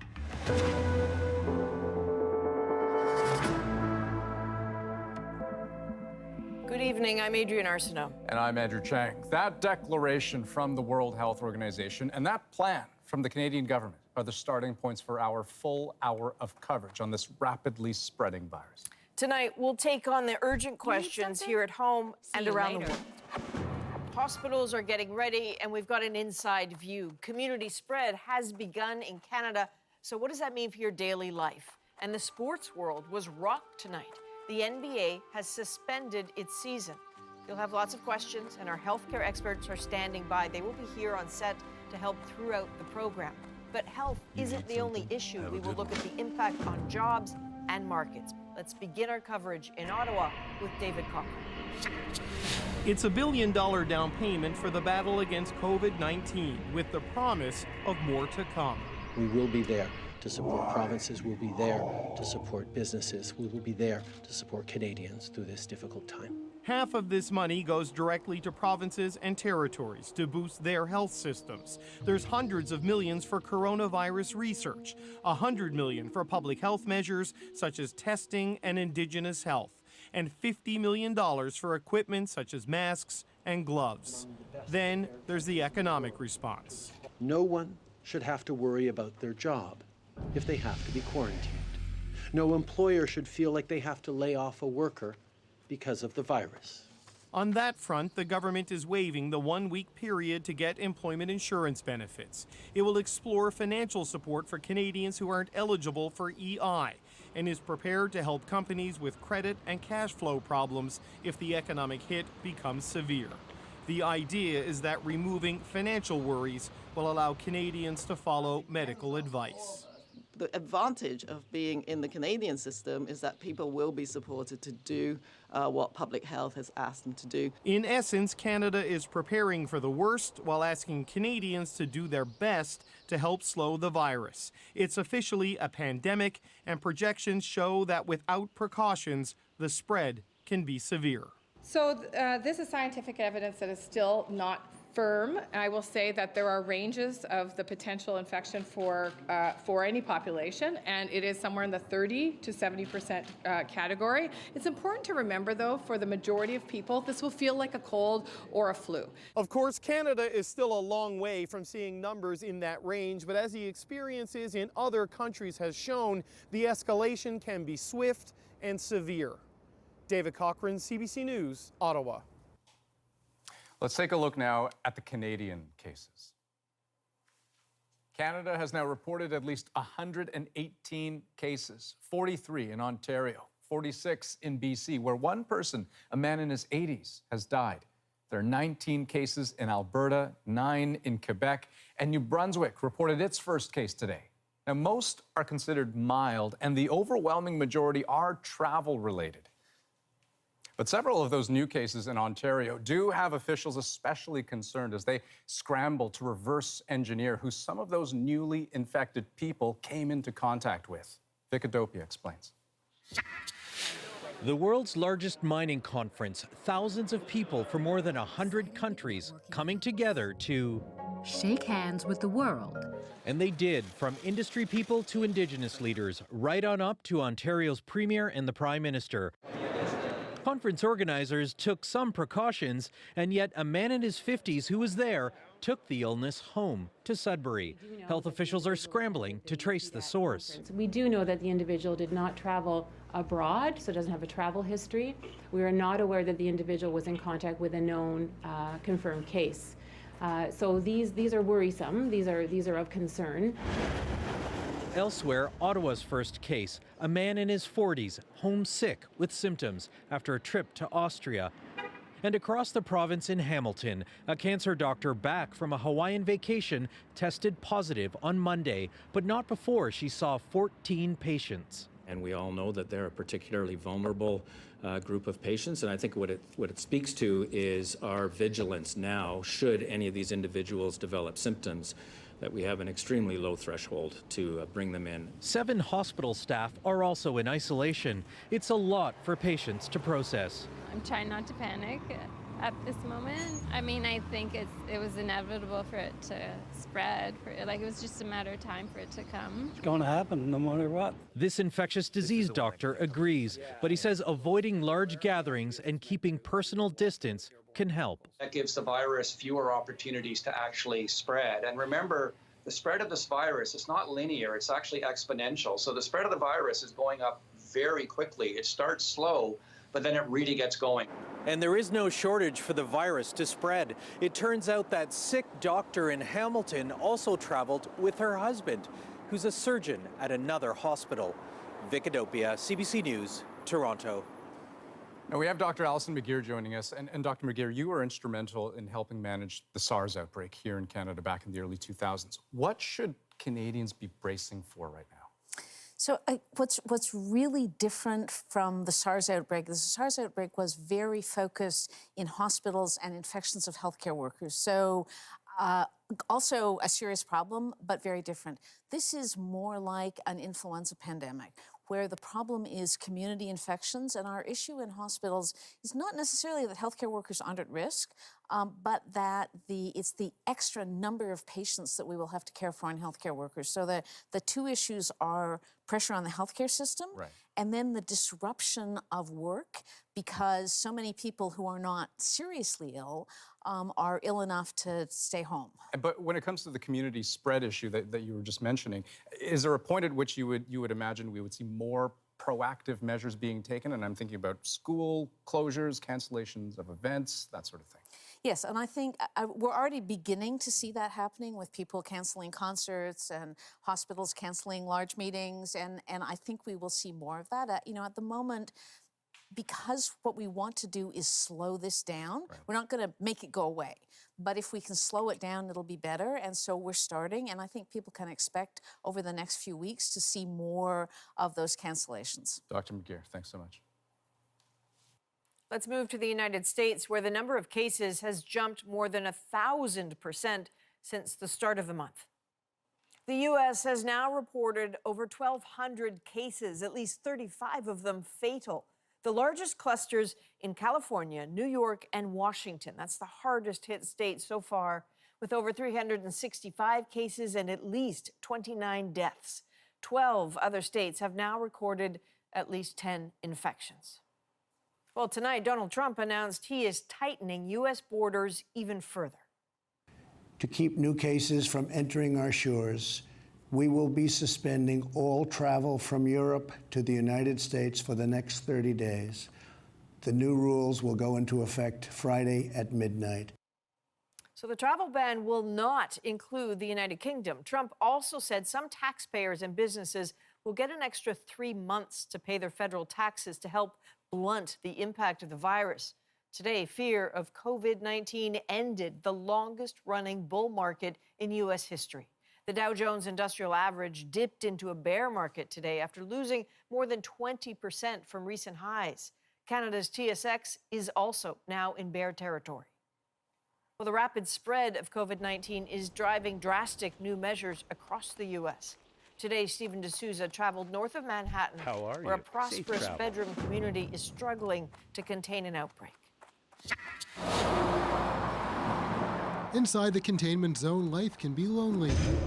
Banks are closed, and those who stay open try to stay clean. And some people question if it's all an overreaction. Tell you we're bringing a National Guard, and you say, what the hell's going on here? You know, it's a war area. You know, it's not. The synagogue is the epicenter of one of the biggest COVID-19 clusters in the U.S. The majority of cases in New York State traced to one patient who worshipped here. With hundreds in voluntary quarantine, on Tuesday, the state's governor announced a containment zone, spreading out in a 1-mile radius around the synagogue. Starting tomorrow, the National Guard will be on the ground, cleaning public spaces and delivering food. Schools will be shut down, large gatherings banned. But there won't be military checkpoints, so people can come and go freely. We have students who are in school and their sibling schools are closed, so I don't see how it's really containing anything. I think it's going to be good. I don't think it's not going to be martial law or anything along those lines. Across the U.S., more desperate measures. Seattle took the extraordinary step of closing all schools for 2 weeks. San Francisco and San Jose banned gatherings of more than 1,000, including sporting events. It's about making sure that we reduce and eliminate the spread. New York joined Chicago, Boston, and Philadelphia in canceling St. Patrick's Day parade set for next week. While many colleges and universities are closing campuses and going online. I maybe won't be able to finish my freshman year the way I wanted to, but I also sympathize and understand where the university is coming from. Back in New Rochelle, the containment zone is causing confusion, but people just hope it works. The unknown is the big factor here, and nobody has any answers. A public health experiment that may soon be replicated across the country. Stephen D'Souza, CBC News, New Rochelle, New York. So the U.S. president remains under fire today for having overstated his country's capacity to test for COVID-19. Katie Simpson did some digging into that and found a frightening mess. Lawmakers summoned the country's top public health officials for what turned into a heated hearing on the White House's handling of coronavirus. This administration was not prepared for this crisis, and it put lives at risk, American lives at risk. The president on March 6th told the people in my district publicly that the tests were ready. Anybody who wants a test can go be tested. So my constituents went to their local health centers, went to their hospitals. There were no tests. Zero. Anybody that needs a test can have a test. Despite assurances from the president, the U.S. has struggled to develop and roll out widespread testing, and there's no clear explanation why, when other countries, including South Korea, are testing 10,000 people a day. There is added frustration in Seattle after the New York Times reported officials there wanted to ramp up testing more than a month ago, but couldn't get regulatory approval. It delayed actually quarantining people or keeping people contained, and it enabled some of the spread that happened in the city of Seattle. It makes me feel scared, actually, that the response is so disorderly. Robin Schulman started showing symptoms after returning home to New York City from a trip to Toronto where she may have been exposed. But her local hospital refused to test her, and doctors gave her contradictory advice about whether she needed to self-isolate. Turns out she doesn't have coronavirus, but only got a test after she told health officials she was going public with her story. It just seems that there's a level of chaos and disorder in the system that is not prepared to deal with mass numbers of very sick patients. Up to 4 million test kits are supposed to be available by the end of the week, but there's no information on where they're going, who can access them, and how quickly more tests will be produced. Katie Simpson, CBC News, Washington. So that's the United States. Let's talk Canada. Dr. Susie Hoda is here. Doctor, how is it decided who gets tested here? So right now, what our message is if you've been traveling outside of Canada and then you develop symptoms of a respiratory infection, so cough, fever, shortness of breath, those kinds of symptoms, then you could be tested for COVID-19. We're trying to cast a very wide net. And so a simple test, a nasopharyngeal swab can be done, and results can be available within 24, 48 hours in general. You can't just get one if you want. That's right. You need to have symptoms. You need to be evaluated by a medical professional to decide that. Is it your understanding that there are enough tests available for those who need them, and that as this trajectory changes, there will continue to be enough tests? So there are enough tests for people who need it at the moment, but tests are not infinite. We know that there is a limited supply, and we have to use them judiciously. So our testing strategy will change over time, not just based on that, but what makes sense in terms of the evolution of the pandemic. So some countries are doing things like having drive-through testing, or in Israel, they will go to the people who require the test. Is that on the table here? I think anything's on the table to try and offload the healthcare system from being overburdened by this. So we're trying to explore all kinds of strategies to actually support the right kind of testing. Okay, Dr. Hoda, thanks very much. Thank you. Now let's zoom out and take a look at the global picture, which has changed radically since the outbreak began.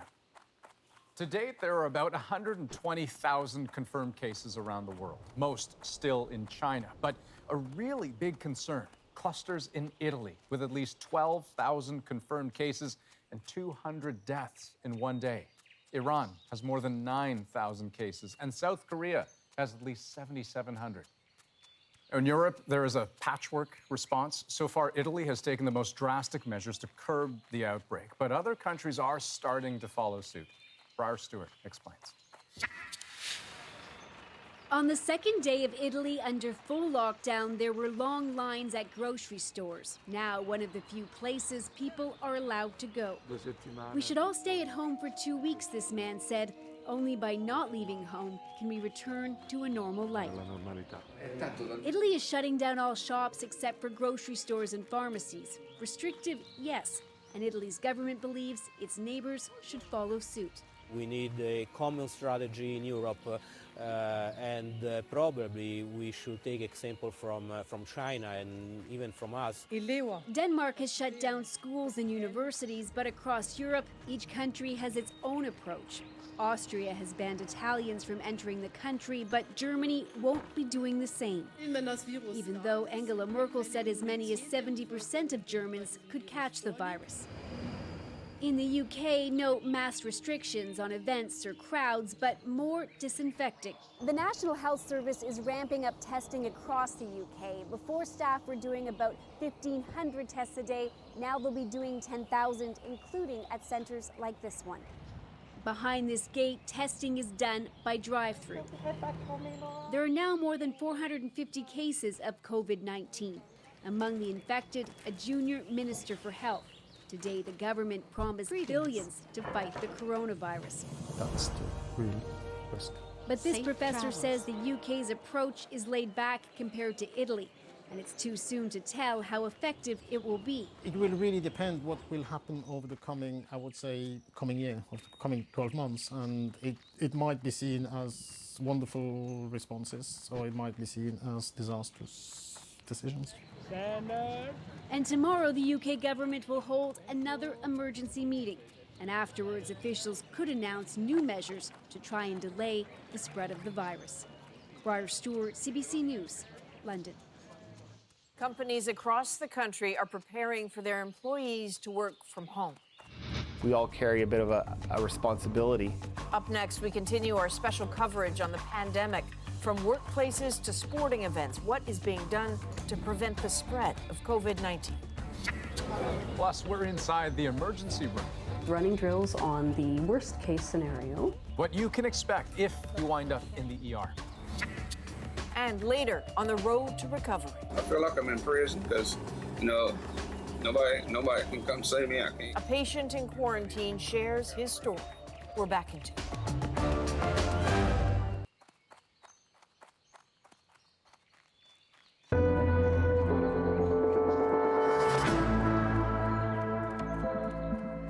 Returning to our special coverage of the COVID-19 pandemic tonight, governments and healthcare systems are quickly trying to adapt, and so are workplaces. As Thomas Daigle tells us, in Canada and around the world, employees are being asked to work from home. It may look like March break started early, but this BC tech company is actually near full force. Most of the staff are working from home. We all carry a bit of a responsibility to make sure that we're not part of this virus spreading faster. Greg Malpass told about 1,000 workers to stay away as a precaution against COVID-19. Instead, they're using video conferencing and other technology to remain connected.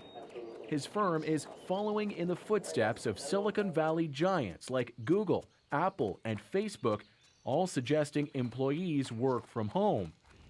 Canadian e-commerce company Shopify is the latest, directing 5,000 staff to work remotely as of next week, canceling business trips and conferences. The Prime Minister himself floating it as a solution to help stop the spread. We need to make sure that everyone is given the tools they need. But so-called telecommuting only succeeds if, like Haley Laxer, your job can be done at a computer or over the phone. Diagnosed with cystic fibrosis, her immune system is already weakened, so she can't risk catching the coronavirus. My life depends on me working from home these days. It really is a matter of life and death. A fear of spreading the virus pushed Scotiabank to send home staff from this building in downtown Toronto. Someone inside tested positive, and the company is being extra cautious. You just go to click.com. So is Peter Flashner's employer. There's no sign of COVID-19 at his office, but they're set up to work remotely anyway. I don't think we'll go back as a society to being the same as we were before. I think working from home will be a lot more of an accepted feature. He says there's virtually no loss in productivity at home, except maybe when the dog's hungry. Come here. Sit. Thomas Daigle, CBC News, Toronto. See you around. Getting people to work from home is about protecting the community, and often the most vulnerable in the community are the elderly. So joining us now, we have Dr. Samir Sinha. And so if I'm in regular contact with an elderly loved one, what is the best way to protect them? Right now, the best way that we recommend protecting our elderly is to make sure that they're up to date on all their vaccinations, like their flu shot, their pneumonia shot, for example, because we're still in flu season as well. Making sure that everyone's washing their hand, and that if any one of us is actually sick, that we're actually limiting contact. Right now, there is no real threat to meeting each other because we don't have widespread community transmission in Canada yet.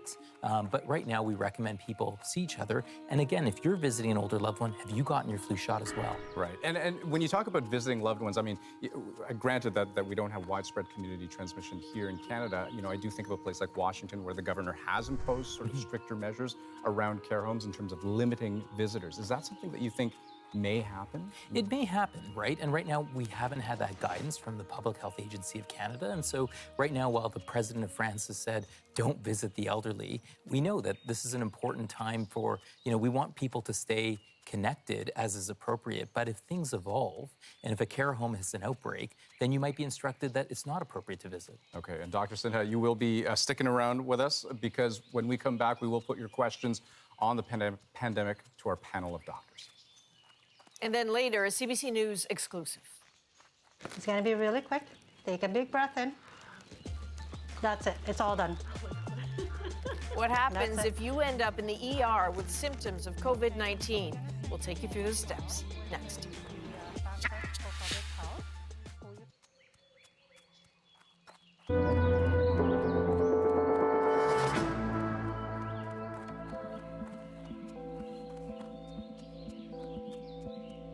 Welcome back. Now that a global pandemic has been declared for COVID-19, you have been sending us more questions than ever. So we want to get through as many of them as we can for you tonight. Joining me now, we have Dr. Susie Hoda, Dr. Samir Sinha, and across from me, Dr. Allison McGeer. Dr. Hoda, I want to maybe start with a broad question. The significance of the declaration today, that this is in fact a global pandemic. What should we make of that? Yeah, I think it's a great question. I think it brings us to speaking common language. But fundamentally, it doesn't really change anything that we're doing. We've been preparing for this kind of event for quite a while now, and really just making our decisions based upon what's happening across the world and in our local regions. Yet this comes on the same day, Dr. McGeer, where the President of the United States, Donald Trump, just declared that there would be a travel ban of people coming from Europe to the United States. And the UK, I understand, is an exception. Is that the right way to go at this point? So I think what the science tells you is that travel bans are not nearly as effective as you think they might be. And I think we, for instance, in Canada, should be really pleased and proud of our government for holding on to the science-based approach to what works and what doesn't work. And I think for all of us countries at the moment, I think we really need to be focused on what we need to do to protect ourselves from community transmission in our countries, as opposed to worrying about what happens with other people coming from other countries to us. Well, let me push the question a little bit further. I mean, you talk about spread within our countries. Well, let's talk about Canada and the United States. Do you ever foresee a day where the Canada-US border could be closed down? Because in a way, we're sort of like one country. You can feel that way. Yeah.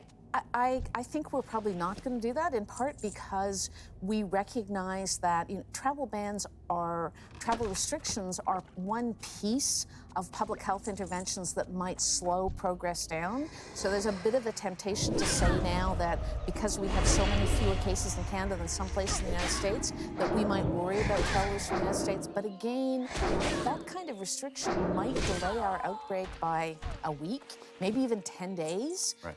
And the damage that it does is probably just not worth that week's delay, and it's only a week's delay. Dr. Sinha, at this stage in the game, with what we know, how much more dangerous is this coronavirus compared to something like, say, the seasonal flu? Yeah, well, I mean, when we compare things like SARS versus coronavirus versus the flu, we know that SARS, for example, killed 50% of older people who would get this.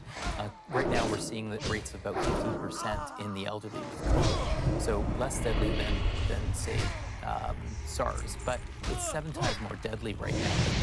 So it's something we need to be worried about. But again, many Canadians right now haven't even gotten their flu shot. Right. And so we should do things we can protect ourselves against right now. But and I remember you mentioned just a few moments ago the importance of getting the flu shot. You also mentioned the pneumonia vaccine.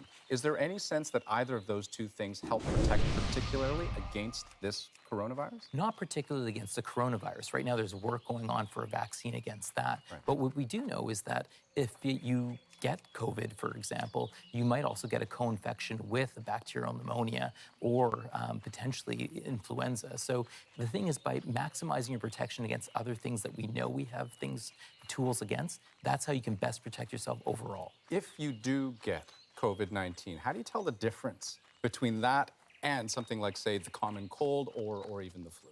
There's a lot of overlap in the symptoms, especially since 80% of people with COVID-19 have fairly mild symptoms that, can have runny nose, sore throat, cough, fever. So really, it comes down to the testing. That's the only way. There's no way to tell just from the symptoms that you have. Just from the symptoms, it's very difficult to distinguish between the two. Do we know if you get sick from COVID-19, whether you can get sick again from it once you've recovered, or do you develop a kind of immunity from it? What do we know on that front, Dr. McGeer? We do know that you make antibodies pretty quickly when you get infected, and they look like what they're called neutralizing antibodies. So they look like antibodies that should protect you from reinfection. But the truth is, until we can actually test it, until we have a group of people who've had it once and been observed to be exposed, we're not going to know for sure. So that's some months away, probably. And along the lines of this question, Dr. Hoda, maybe I'll put this one to you. One of the questions we actually got recently was if wider community spread is inevitable, this person's asking, should I try to catch COVID-19 now in order to not overwhelm the system later on down the road? Yeah, that kind of a strategy is not something we're encouraging at all. I think what we're still trying to do is prevent people from getting it as much as possible, especially those who could be vulnerable to get really the more severe illness, the elderly, those with other health conditions that put them at risk, like heart disease, lung disease, diabetes, cancer, and immune suppression.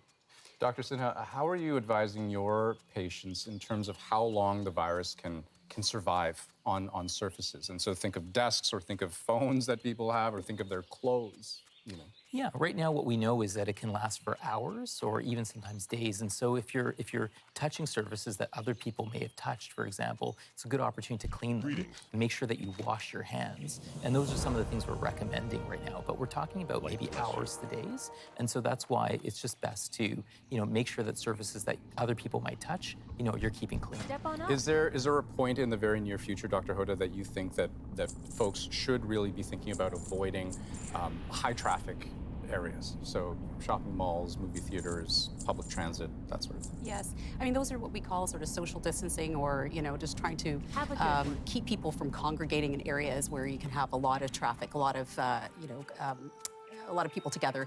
And at that point, that point will be decided by public health and communicated to the public. But you don't think we're necessarily at that point where we should all be reconsidering our plans? No, not at this point. I mean, right now, at least in most parts of Canada, we haven't seen community spread. So, it's not until we see that it's more widespread that we would actually want to try and prevent people from being in close contact with each other. When it comes to a lot of folks being together in the same place, Dr. McGeer, one of the recent questions we had was around cruise ships, and we know that these can be fairly sort of infectious places, for lack of a better word. But they were wondering if that's true for cruise ships, isn't it also true for the apartment building that I live in, the condo, the big sky? Thousands of people live there. We're all using the same elevator. No, so completely different. If you think about a cruise ship, first of all, the space that you're living in is much smaller, right? You have a stateroom, okay, which has a bed in it and maybe a desk, and then the entire day you are out with other people. You're eating with other people. You're swimming with other people. You're, playing pool with other people. So cruise ships are in fact very, very crowded environments. You have a lot of close contact with a lot of people, and a piece of this is just empiric evidence. We know that cruise ships are a huge problem for influenza outbreaks and gastroenteritis outbreaks. Right. That's the living example. That doesn't happen in your apartment building.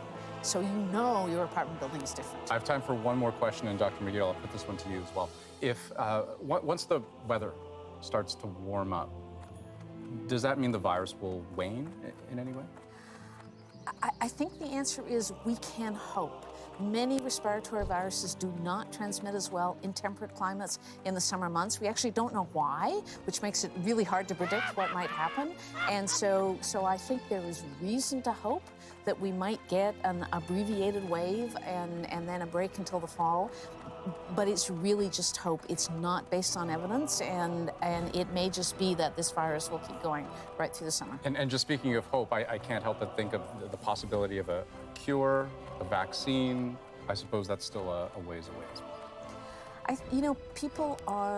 People have taken the example of Ebola, where a huge amount of effort went into accelerating a vaccine, and the world did an amazing job about getting a vaccine out, and it works, okay? It's awesome. And so I think there are a lot of people that are hoping we can replicate that, but replicating that, it still probably means a vaccine is, at a minimum, 18 months away. Dr. McGeer, Dr. Sinha, and Dr. Hoda, thanks so much for this. And now, if it's time to call your health authorities about where to go for testing, don't let the whole process frighten you. It's actually quite simple and quick. as Christine Birak found out during a dry run in a CBC News exclusive. Canadians are landing in emergency rooms asking if they have COVID-19. Blue will be at top. Okay. The University Health Network showed us what happens next, minus the wait. Hi, so we have a patient with a positive screen named Christine. The screener shares symptoms and travel history with a nurse who prepares to take a look. Now, the person that's being screened is supposed to sit about 2 meters from other people that are in the waiting room. Hi, Christine. Hi. Hi, my name is Cherry. I'm one of the nurses here. If you can please follow me. More questions followed by a quick exam. So we're going to do your blood pressure. The information then gets passed on to the doctor. She or he will decide whether to do a swab or not to test for COVID. After a quick check, the ER doctor makes the call. A nasal swab goes down the throat or up through the nose. So if you can pull down your mask. Okay. Am I swabbing? I've never had this done before. Yes, it's startling, but it's over in a moment. That's it. It's all done. The results take 24 hours, but doctors urge people not to just show up in hospital. We need to be very careful about is not overburdening the departments so that we can still look after the very sick people. Staff are also preparing for those scenarios. We also have been really running drills on the worst case scenario, which is that if a patient comes in with COVID-19 and is in a cardiac arrest situation. If we could get some intubation medications. It's a mannequin, but in case you missed it, it exhaled, spraying workers like a patient. Afterwards, UV light reveals how far germs can travel. It's stressful. Yeah, it's very stressful and anxiety-provoking. Reminding everyone, as this outbreak evolves, proper precautions must be taken by healthcare workers and patients alike. Christine Birak, CBC News, Toronto. So where do you go if you think you're at risk? Well, the answer depends on where you live, but don't worry, we've done some research to help you out. Wherever you are in Canada, first thing is, if you even think there's a chance you could be infected, officials want you to check your recent history. Have you come in contact with anyone who's been in one of the affected areas in the last 14 days, or with anyone in contact with someone else who has been? Step 2. Do you have any of these symptoms? Fever, fatigue, dry cough, headache, shortness of breath, or diarrhea? Now keep in mind, it can take anywhere from 2 to 14 days after exposure for the symptoms to show up. So if you feel any of those, self-isolate and check in with health authorities by phone first, and they'll tell you where to go. Don't just show up at your local hospital. In Ontario, call Telehealth Ontario at 1-866-797-0000. In Quebec, call 811 to set up an appointment at one of the province's specialized COVID-19 clinics. In Manitoba, the numbers there to call are 204-788-8200 or 1-888-315-9257. For all other provinces and territories, calling 811 will direct you to officials who can confirm if you qualify for testing. And please remember, if you are told to go to get tested, call ahead to the hospital or clinic to alert them that you'll be coming.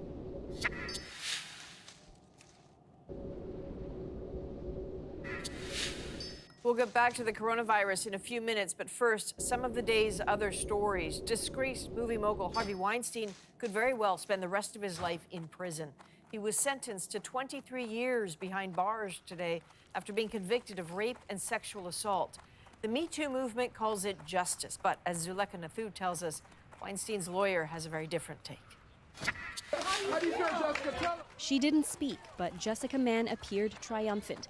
Mann was one of the 2 women involved in Harvey Weinstein's rape and sexual assault convictions. The judge sent a message today that this type of behavior is something that any potential offender is going to have to consider. Weinstein's defense team says they will appeal, calling the 23-year jail sentence total unfairness. And it's close to the maximum and 3 times the mean sentence for similar crimes in the state, according to Weinstein's lawyers. That number spoke to the pressure of movements and the public. That number did not speak to the evidence that came out at trial. More than 90 women have accused Weinstein of misconduct. Many view the case as a landmark decision for the Me Too movement. In a statement, the Time's Up organization said, the social change catalyzed by these survivors has been nothing short of transformational. Weinstein's legal battles are far from over. He still faces charges here in Los Angeles for 2 incidents in 2013, including an allegation of rape. Prosecutors are trying to bring him back to LA to face them. Lawyer Gloria Allred represents one of the women involved in the Los Angeles case who also testified in New York. Now there are consequences to be remembered, and more potential consequences for Mr. Weinstein in the future. For now, Weinstein is in the custody of Correctional Services, which will determine where the disgraced Hollywood producer will serve his sentence. Zule Kanathu, CBC News, Los Angeles. Now here are some of the other stories we are following tonight on The National.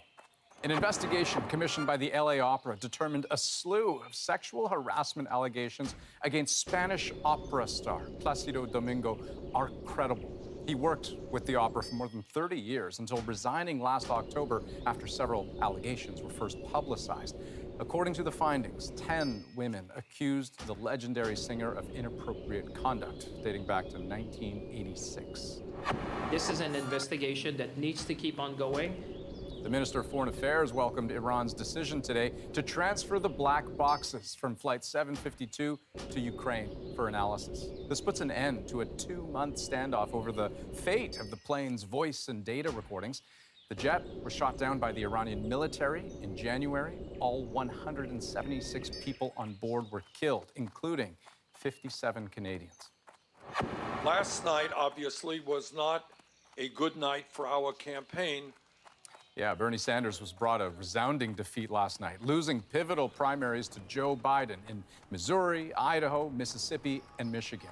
The Vermont senator, once the front runner in the Democratic leadership race, is now trailing the former vice president by roughly 150 delegates. However, Sanders has vowed to fight on and is now preparing for the first one-on-one debate of the campaign Sunday. After the break, we return to our special coverage of the pandemic. We would recommend that there not be large crowds. So what that means for sporting events and the fans, even March Madness is affected. Stay with us.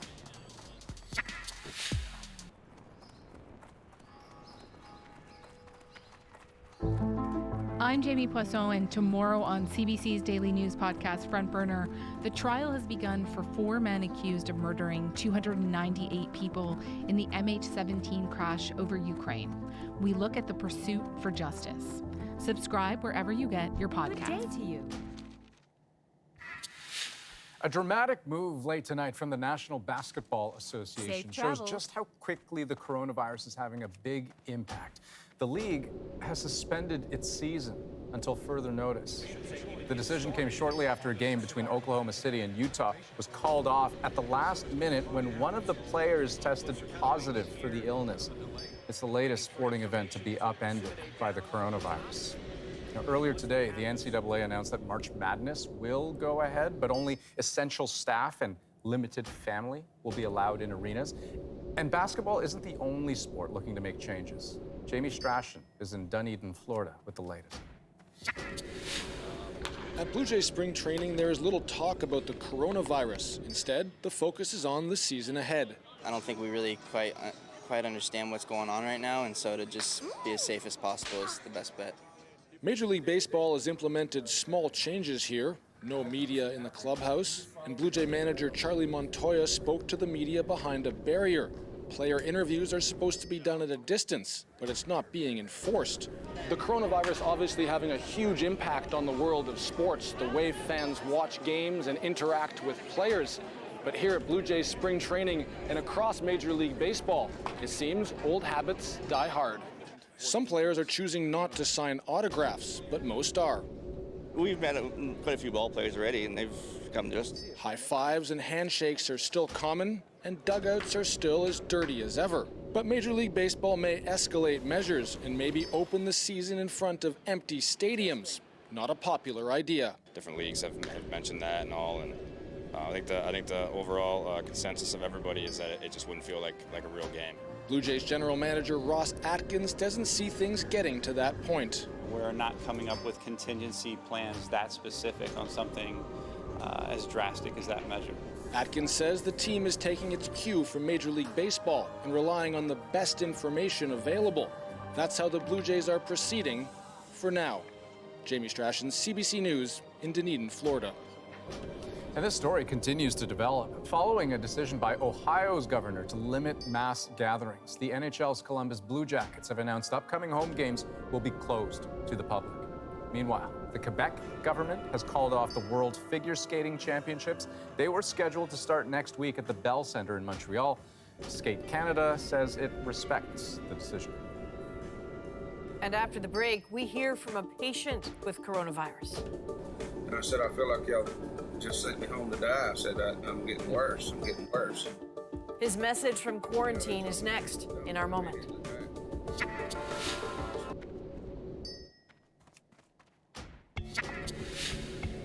Clay Bentley is an American from the state of Georgia, and a few days ago he tested positive for coronavirus. He believes he contracted the virus from his church choir. So he went to the hospital last week feeling sick, but he hadn't been traveling, so the hospital didn't test him for COVID-19. Now he's a patient under quarantine. He spoke out today from his hospital room, and his message is our moment. I feel like I'm in prison because, nobody can come see me. I can't even walk out of the room. They asked me if I'd been out of the country, if I'd been to China, different places in the world, and I told them no. I don't go anywhere. I'm retired. So they sent me home on Monday. Well, I progressively got worse. Need help? Over the next few days. And I said, I feel like y'all just sent me home to die. I said, I'm getting worse. I'm getting worse. And once I got back to the hospital, then they started realizing that I probably have the coronavirus, and it's very lonely. It's a lonely place to be sick, and you can't even talk to your own family. It's been a long road, but I'm getting through it. I'm improving daily. And you can hear him there. He really is hurting. He says he has fluid in both of his lungs. He has pneumonia in both of his